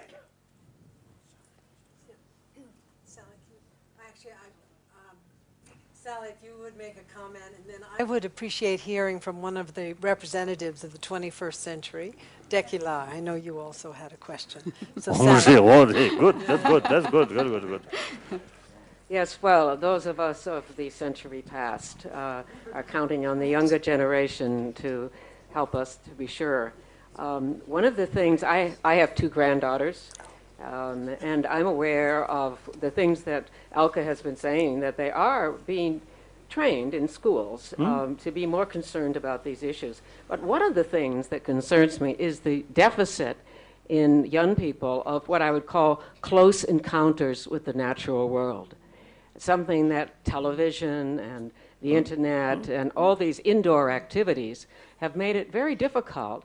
I was brought up in a one-room cabin. Well, no, I mean, we had a one-room cabin on Cape Cod, and I had a lot of close encounters, just running free in the woods and being able to go and hunt turtles and do things like this. And a lot of children now are deprived of that. They sit in front of a television set and they're instructed about the right things, but it can't take the place of experience, of being actually to have free time. You go outdoors, you're not planned. Your mother says, where are you going in? You say out, and they say, what are you going to do? I don't know, I'll think it up, be home for dinner. Kids aren't brought up that way now. And I really wonder what the deficit is then in developing profound empathy that is not just intellectual awareness, but the kind of feeling for the natural world that comes only with the experiences, long experiences in childhood of these close encounters. Thank you, Sally. 다 간다 치쿠유단 제와 니리니리 미스나로리아 제와 차가 메디오칼라 디토네 데간다 직 삼로시 코비네 용웨토네 디 메디오칼라 디토네 강한 가르체고나슬 엘 보주시고 직때 7월도 시대된 저다 지 르면서로 지 전전서로 저디 나들 통과다 다 남인기 뒤진치기 사버지 로 칠 도답시다시 마도 직대 직도 14호로 전에 analyze sharuti dangmido and mindfulness dangmido. So one of the problems that we see among today's youth is that in modern lifestyle in general as well, is that in addition to what you pointed, but also the constant focus on external stimulation, whether it is listening music or watching sports or attention. Exactly. So it seems like relying more and more sensorial, less and less use deeper sort of intelligence, mental faculties. So it's only saying that it's almost like deliberately seeking distraction, so that you deprive yourself of the opportunity to go deeper into something with more kind of focused attention. I think you see. I think worthwhile to carry some sort of research. I think Tibetan and also I think in India, the tradition is learning by heart and analyze. So their mindfulness may be stronger, and sharpness of mind also you see stronger. Then you see look. Just relying completely mainly on sort of sensorial sort of stimulation. Well, Well, this goes back to a question, if I can just hold your questions for one moment to the Diana's second question, which had to do with, what kind of program would you design in order to enhance, young people's capacity to make decisions that are based more in discernment and moral responsibility? So Diana's question was actually how to encourage everyone to be more energy efficient and reduce their consumption of energy in the general population. That's a slightly different question, or I would say I would have slightly different answers to that question than to your question that might be sort of aimed more at young children. Young children also, in addition to having fresher minds, they're more idealistic, because they have less material needs to take care of. Their parents take care of their material needs if they're fortunate, and so they have more space, more attention for idealism, for others, for the future. And I think in the case of children, I would actually sort of try to encourage them to more consciously make decisions that benefits the environment, and maybe to think about how to translate their enthusiasm and their intentions, to others, in their community, in their family, and out. Because again, children love to have an effect. Now, one of the reasons we love video games is because there's always the promise of improvement. The next time around, you might get better and better and better, and it becomes almost an addiction to try to get better. And it's bad in the extreme, but it's a very powerful need that we have to sort of improve and to show mastery in something. And so for young children, I would actually advocate a much more active and deliberate and mindful approach. When it comes to adults, we all have busy lives, right? And we have to worry about not losing our jobs. We have to worry about not losing our spouse. We have to worry about making the mortgage payment. There are many things that are on our minds, and sort of using less energy is way down there. And probably rightfully so, because we can't save that much money from a material perspective. And even from a carbon emissions and global warming perspective, one of the dismotivating things is this drop in the bucket thing. Sort of my action has so little impact on what happens in the big scale that it's it's not even worth worrying about. And so, given that these sort of more conscious calculations of costs and benefits are not going to be very effective, sort of for those kinds of decisions, I think these passive, encouraging passive decisions that are benefiting the environment are really important. And so whether it's sort of setting green suppliers of electricity as a default, right now, basically sort of, your electricity comes from coal plants, or nuclear power stations, unless you make a conscious decision that you're willing to pay more and get green providers. And there's lots of debates whether green providers really are much better, but let's assume for a second it's better to get green electricity. Then I think sort of making that the default, you don't have to get it. If you don't think it's worth it, and if you can't afford it, you can opt for the cheaper, dirty energy. But why should the dirty energy be what everybody gets if they don't make a decision? Why not make the socially and environmentally beneficial action the thing that everybody gets if they don't make an active decision?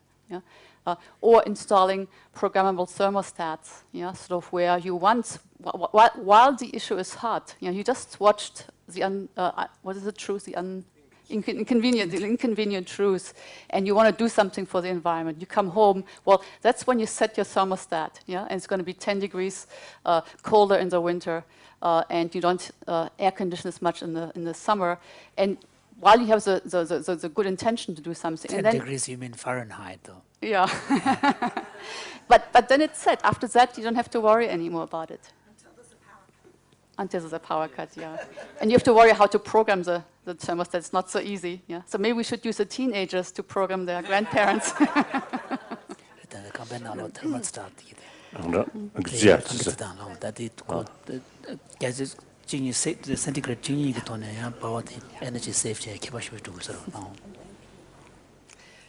Claire. So this goes back to the issue about negative emotions and concerns a sort of broader issue in environmentalism. So I guess some of my colleagues will know that a few years ago, two environmentalists published a paper called The Death of Environmentalism, which caused a big kind of splash in the environmental field. And one of the things the authors argued was that environmentalism has always portrayed its message very negatively. And they compared environmentalism to the civil rights movement and said Martin Luther King didn't achieve anything by giving an "I have a nightmare" speech. So he said, "I have a dream" instead.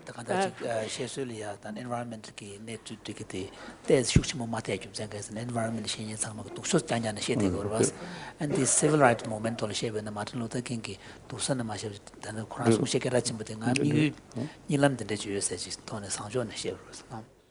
So their argument was that environmentalists need not to frame the message as being one of deprivation, not doing things, restraint, but rather one about, they've understood it as being about green jobs and you know, the ways in which environmentalism could create a more flourishing economy.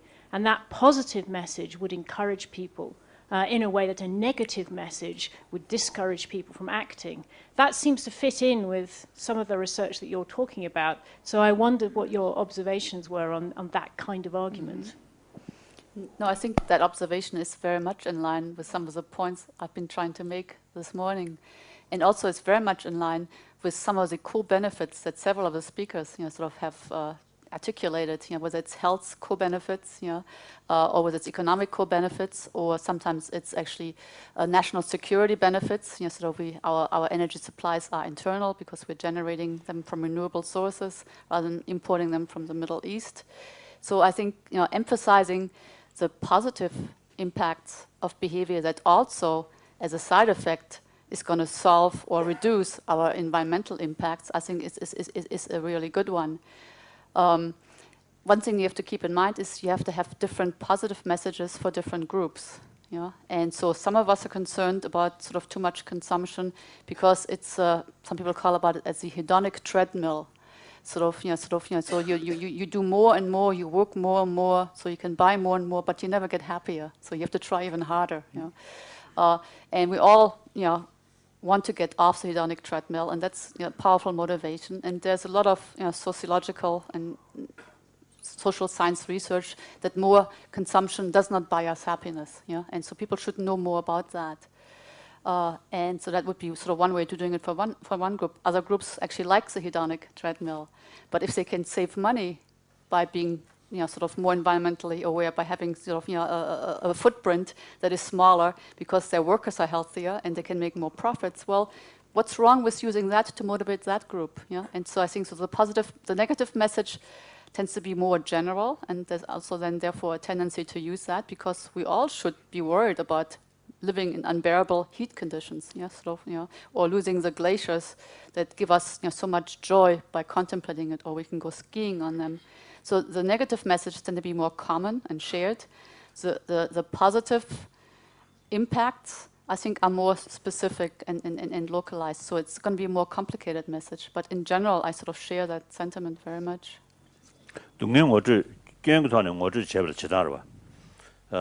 동해지 세야게 털면 여대버지기 행동은 것을 쳐라. 동해지 세야게 털면 다시 현점이다. With respect to the role of negative so this is partly in response to Claire.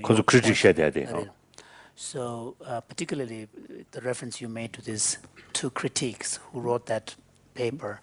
One of the things about the role of negative message and pointing out the negative consequences of certain behavior and events and so on, if you do not tie it up with suggestions for solutions, then generally these kind of approaches are not that effective.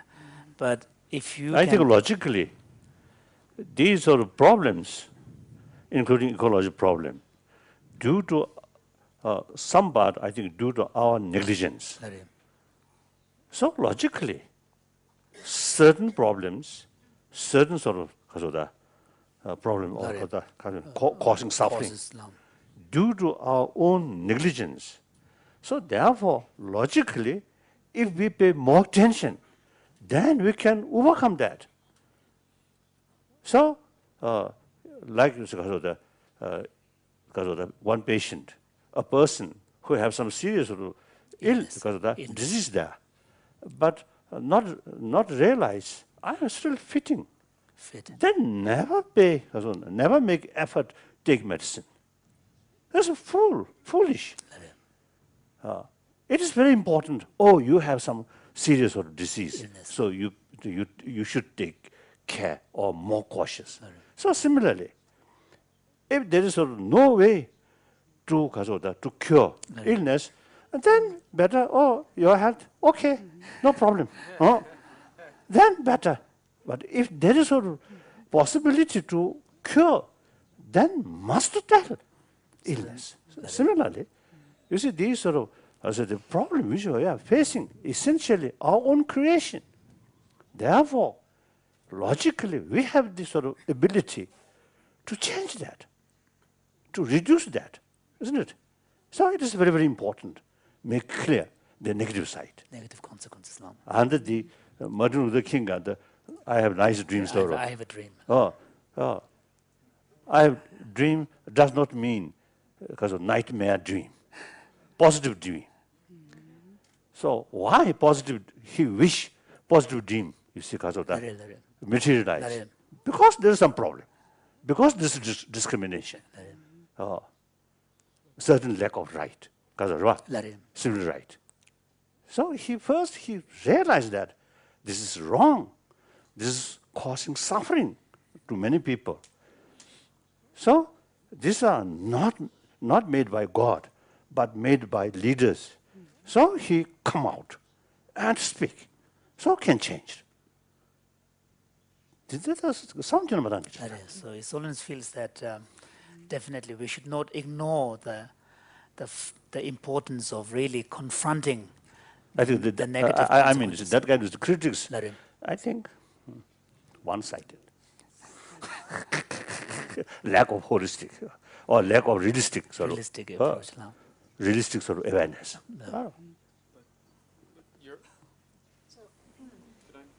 So, Your Holiness, there is one issue, though, that one gets an impression, even in this room over the week, that we've heard a lot of bad news.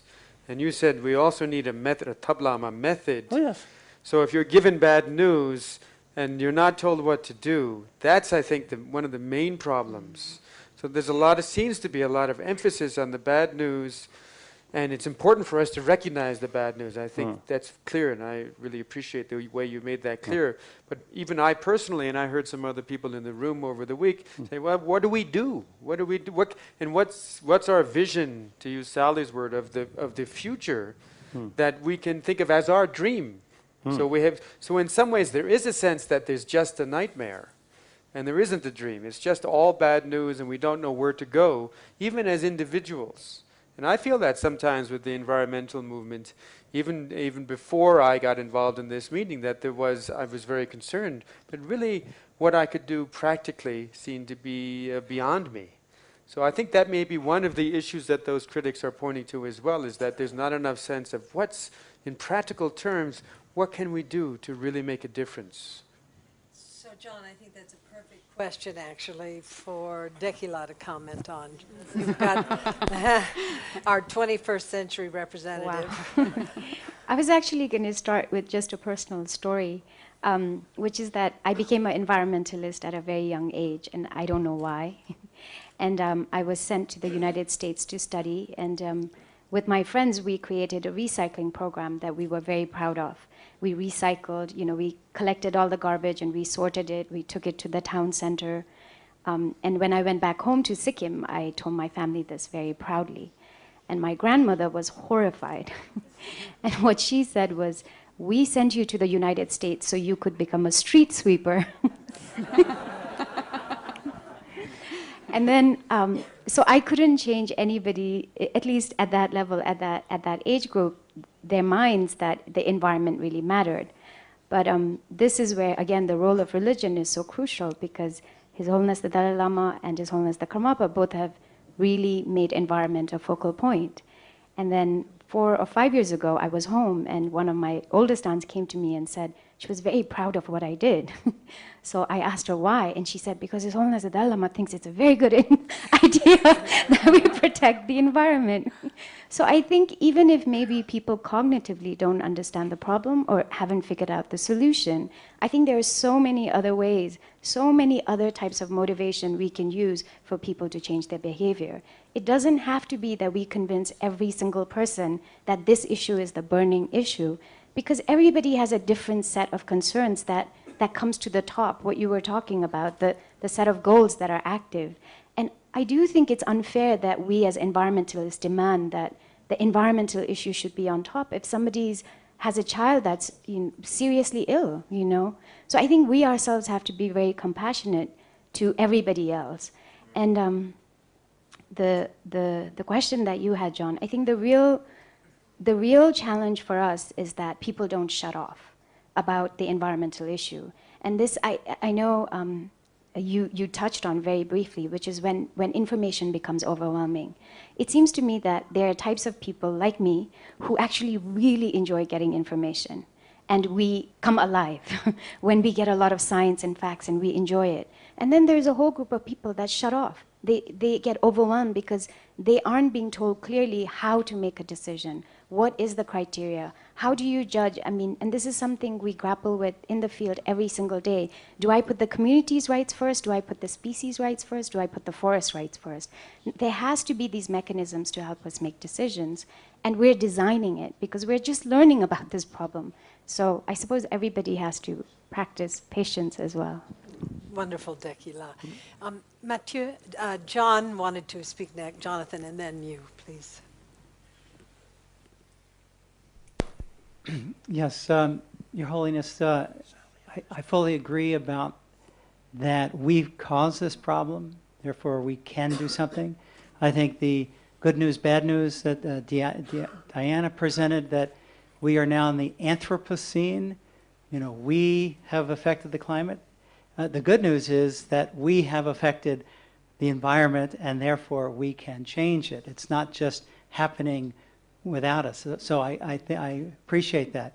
I do have a question though for you, Your Holiness, and the monastics here. And that is that I've been learning more about Buddhism and the incredibly intensive training, especially in debating, that occurs in your training. And here we're talking about the most difficult challenge, changing people's minds, changing people's behavior.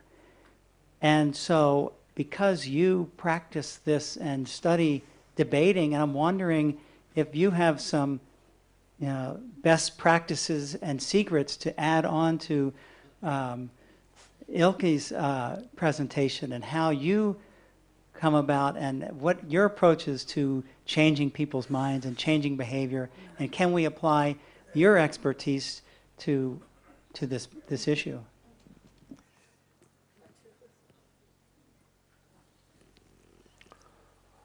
Of course, the environment field, we ourselves are very new.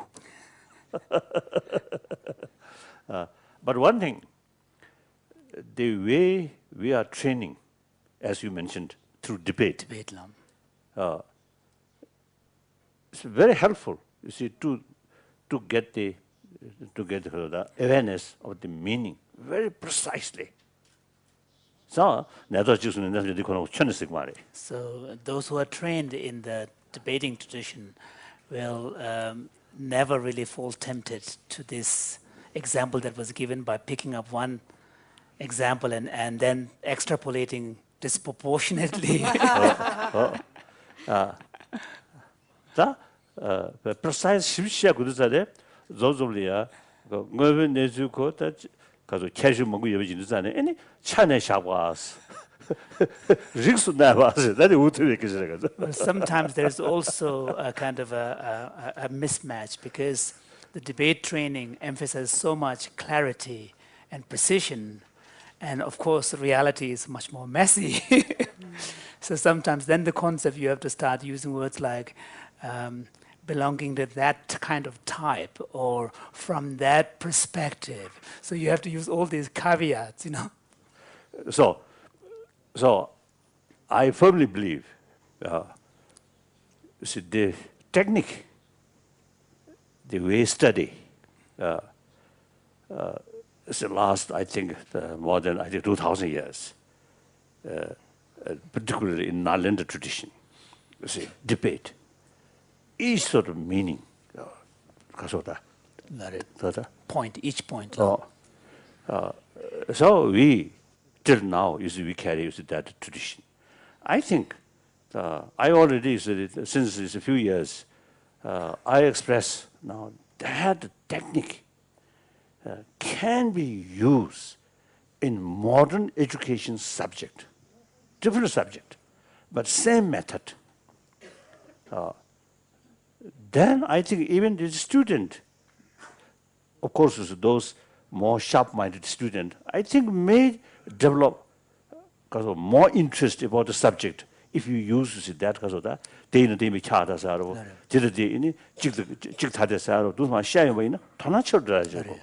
if we use the debating method as a form of teaching, so for example, we often use a kind of entailment. If A, then B, necessarily B, and if B, then C. Those kind of entailment and also making very fine conceptual distinctions. There may be no material distinction on the physical level, but conceptually, because looking at it from a different perspective, you can make conceptual distinctions. So once these kind of ideas are brought in as part of the method, they can be, it may be more attractive, engaging for the students as well. Then knowledge is very, very clear. Clear, yeah. Clear distinctions. Then this also, you see, they very helpful. You see, to develop samjung shiro sayadi. 저는 samjung shiro ligrwa. Because also one of the benefits of this debate style education method is that it enables the person to... There are sort of 3 levels of understanding. One, understanding merely on the basis of hearing. The second understanding on the basis of you get some sort of rough knowledge through hearing. Now analyze by yourself. It's critical reflection. Critical reflection. So then your awareness really becomes very firm. First level, if another person say, "Oh, this is not right," something different, then they may feel, "Oh, this may be true." So it remains just a hearsay. At the first level, it's a more of a hearsay. You have the information, but it is only verbally kind of derived. So the second level of understanding is conviction-based. So this is where it's critically, it's derived through a process of critical reflection. So here, this debate is immensely beneficial. To take the knowledge from the hearsay level to the second level. If someone say, "Oh, your view is wrong," then you have sort of a lot of reasons. This is right because of this, because of that. The first level, if particularly someone believes something, they're like Kama Barambuche or Dalai Lama say something different, then they immediately shift. You see, "Oh, this might be true. My view is wrong." But the second level of understanding, and even Dalai Lama say, he still say, although Dalai Lama stated that, but I thoroughly analyzed, so this must be true. Even Buddha come, say something different. I have plenty of reasons. And why you state that? That is important. That's important.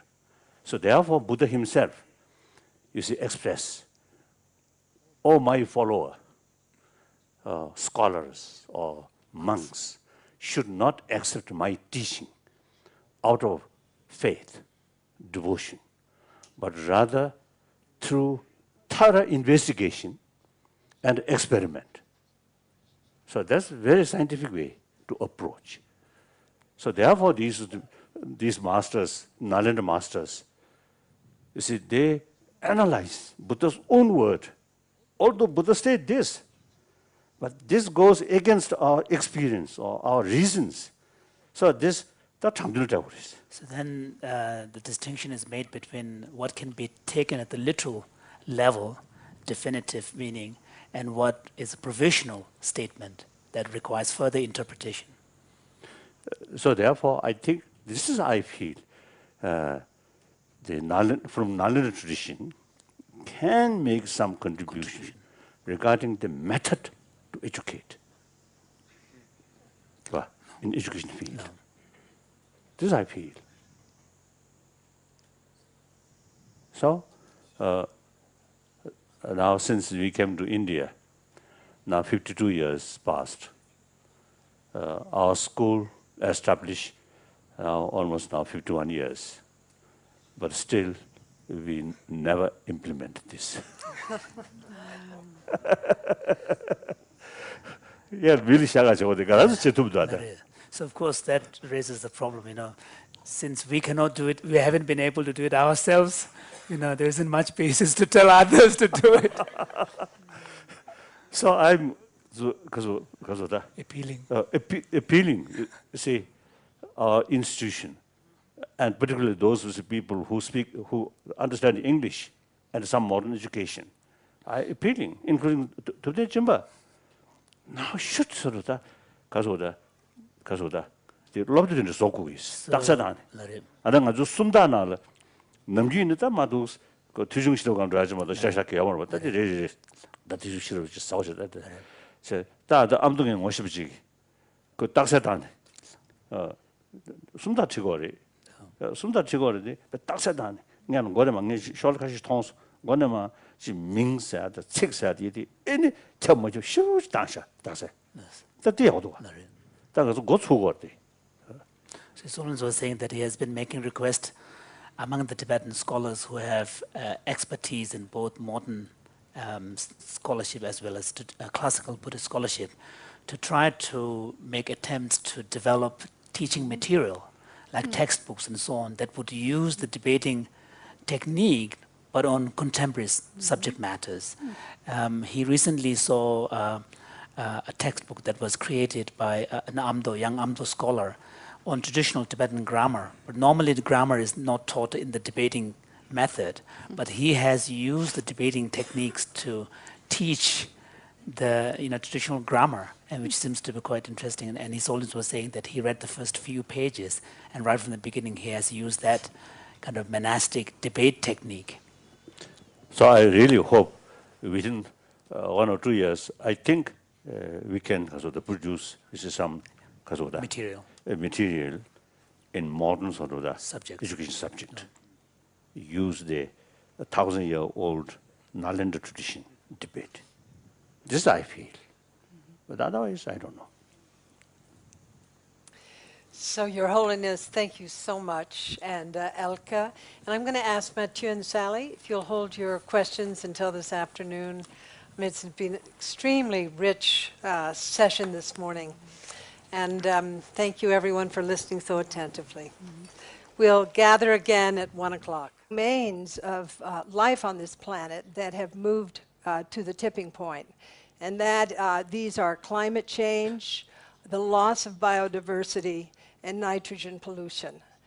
And we have a number of others that are moving areas of our life on this planet that are moving into the unsafe zone. And this, Jonathan, you used the word generational responsibility. You used the term future people. We are living in a situation where we are literally shaping our future. Jonathan then went through a very powerful presentation on the relationship between environmental impacts and human health. And his point, I think there are 2 points that I want to just underline here as we're getting to Elke's presentation. One is that the major impact that is being felt is among people who are so-called poor, among those who have less economically. And that is the majority on our planet. so that the 20%, so to speak, that Sally was speaking about is controlling the destiny not only of the poor, but really of all species. Jonathan also made an important point, and that is that small interventions can be significant. And I think so often when we see the big picture, it's very difficult for us to actually feel we can do something. We feel a sense of helplessness. But Jonathan made it clear that, you know, even doing shorter car trips makes a difference in terms of greenhouse gases. Greg's presentation, he's an industrial ecologist, and his presentation, I think, was very relevant to us. You know, we could hold up one sheet of paper, and it looks just like a local sheet of paper, but what we recognize, in fact, that the manufacture of this sheet of paper impacts almost every country on the planet. And as well, as Greg pointed out, like in the iPhone or a piece of paper, over 1 million people are understanding of something in Buddhism that is very present for us, which is the second piece of our, or the third piece of our title of our conference, which is Interdependence. Diana gave a very vivid presentation, which began with a map of the sort of geological ages. And we see all of a sudden something happening after the Holocene, which Paul Kreutzmann has called the Anthropocene. And that is a very powerful shift in environmental and ecological conditions predicated on the impact of humans on the planet vis-a-vis population and the utilization of what we call as resources, which I think, from my point of view, is not the best word for, I don't know what another word would be, but the word resource implies that we can just take and take and take from the planet. And she as well defined something that she called the Great Acceleration. That is, since the post-war period, since the end of World War II, around 1950, there's been an extraordinary acceleration of the degradation of planetary health.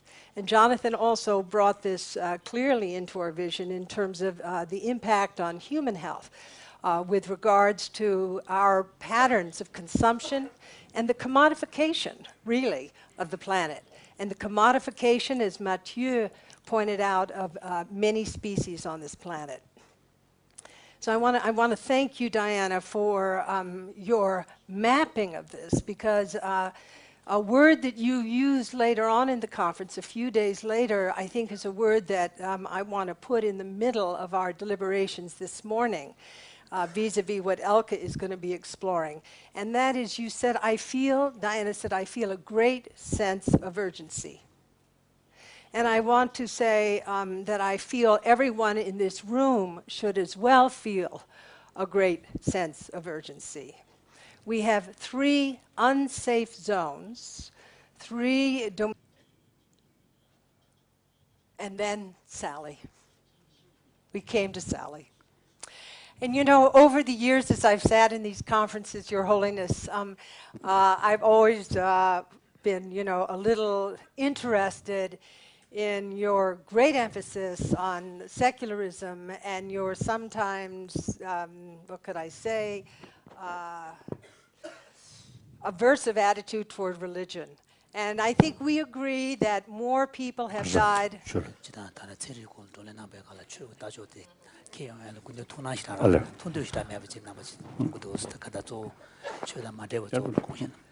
Okay.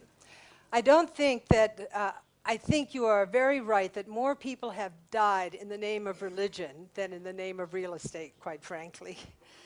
But Sally asked an important question, and that is, can religion be part of the solution?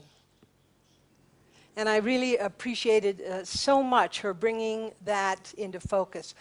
And we're right now, you know, on that sort of edge.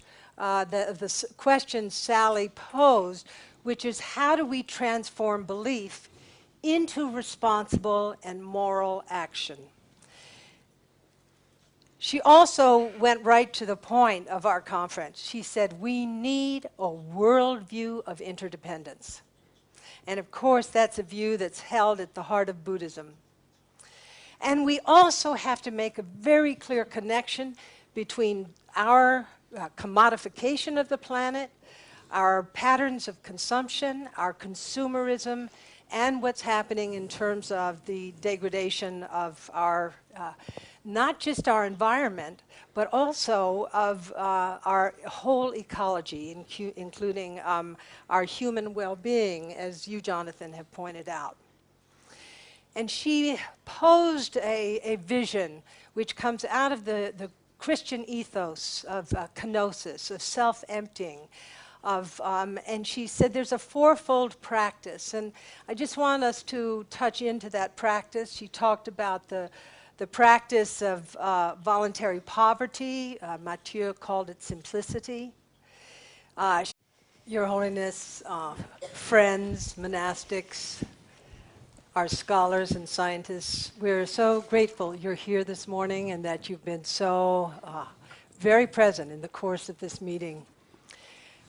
Our meeting has in its title the word ecology, and that is a quite interesting word because it was coined by the biologist Ernst Haeckel at the turn of the last century, and it comes from the Greek word oikos, which means home.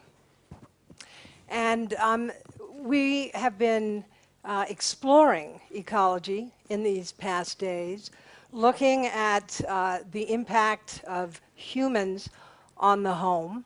And we recognize that this isn't just our home, but this planet is home for all species. And in addition to that, ecology has a certain orientation that is quite important, and that orientation is based in the study of relationships. And when we talk about the study of relationships in ecology, we're talking about a living system in which organisms are present, and it's about the relationship between those organisms and the environments which support them.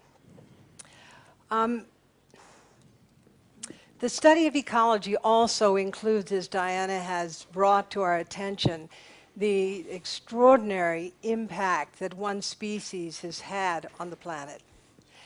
And as Claire has pointed out, we are a species with a prefrontal cortex, a neocortex, and we have the capacity to actually cultivate compassion and as well to engage in behaviors which are very dissociated from a kind of compassionate base. So there has been an arc to this meeting. And that arc or narrative has begun with an area that you really love, which is science. And I want to thank Diana, Jonathan, and Greg for their contribution to a deeper understanding impacted by every product that is manufactured. So he studies the science of footprints. And the mapping of the resources, so-called, that are used to produce even the simplest product that Greg does, puts the onus of responsibility on at least two different categories, or two different categories. One is that individuals should know what is impacted by the use of paper, one sheet of paper. And as well, corporations should know. And this has to do with moral responsibility at the personal level and the public level, about which Sally was speaking earlier. I want to thank Claire very much now, because what we've seen is we've been presenting a kind of case. It's not a kind of case. We've been presenting a case where we see the human impact on the life of the planet, whether it's the life of forests or the life of a particular society or individual, is profoundly impacted by our decision-making capacities. Elke will also be addressing this. And Claire brought this into focus through her exploration of ethics with us. She explored how we understand our ethical obligations, not just to the human species, but to all species. And that sensibility was brought into our consciousness in a much more granular way by Mathieu, who brought up the issue of the consumption of animals, eating animals, raising animals for human consumption. And that it's not only, Mathieu pointed out, it is not only the issue of the greenhouse gases, it being a major cause of greenhouse gas that we're addressing here, but it's also ethics of just plain compassion. How can we raise animals in such horrendous conditions for our human consumption when there are other sources of protein to keep ourselves healthy?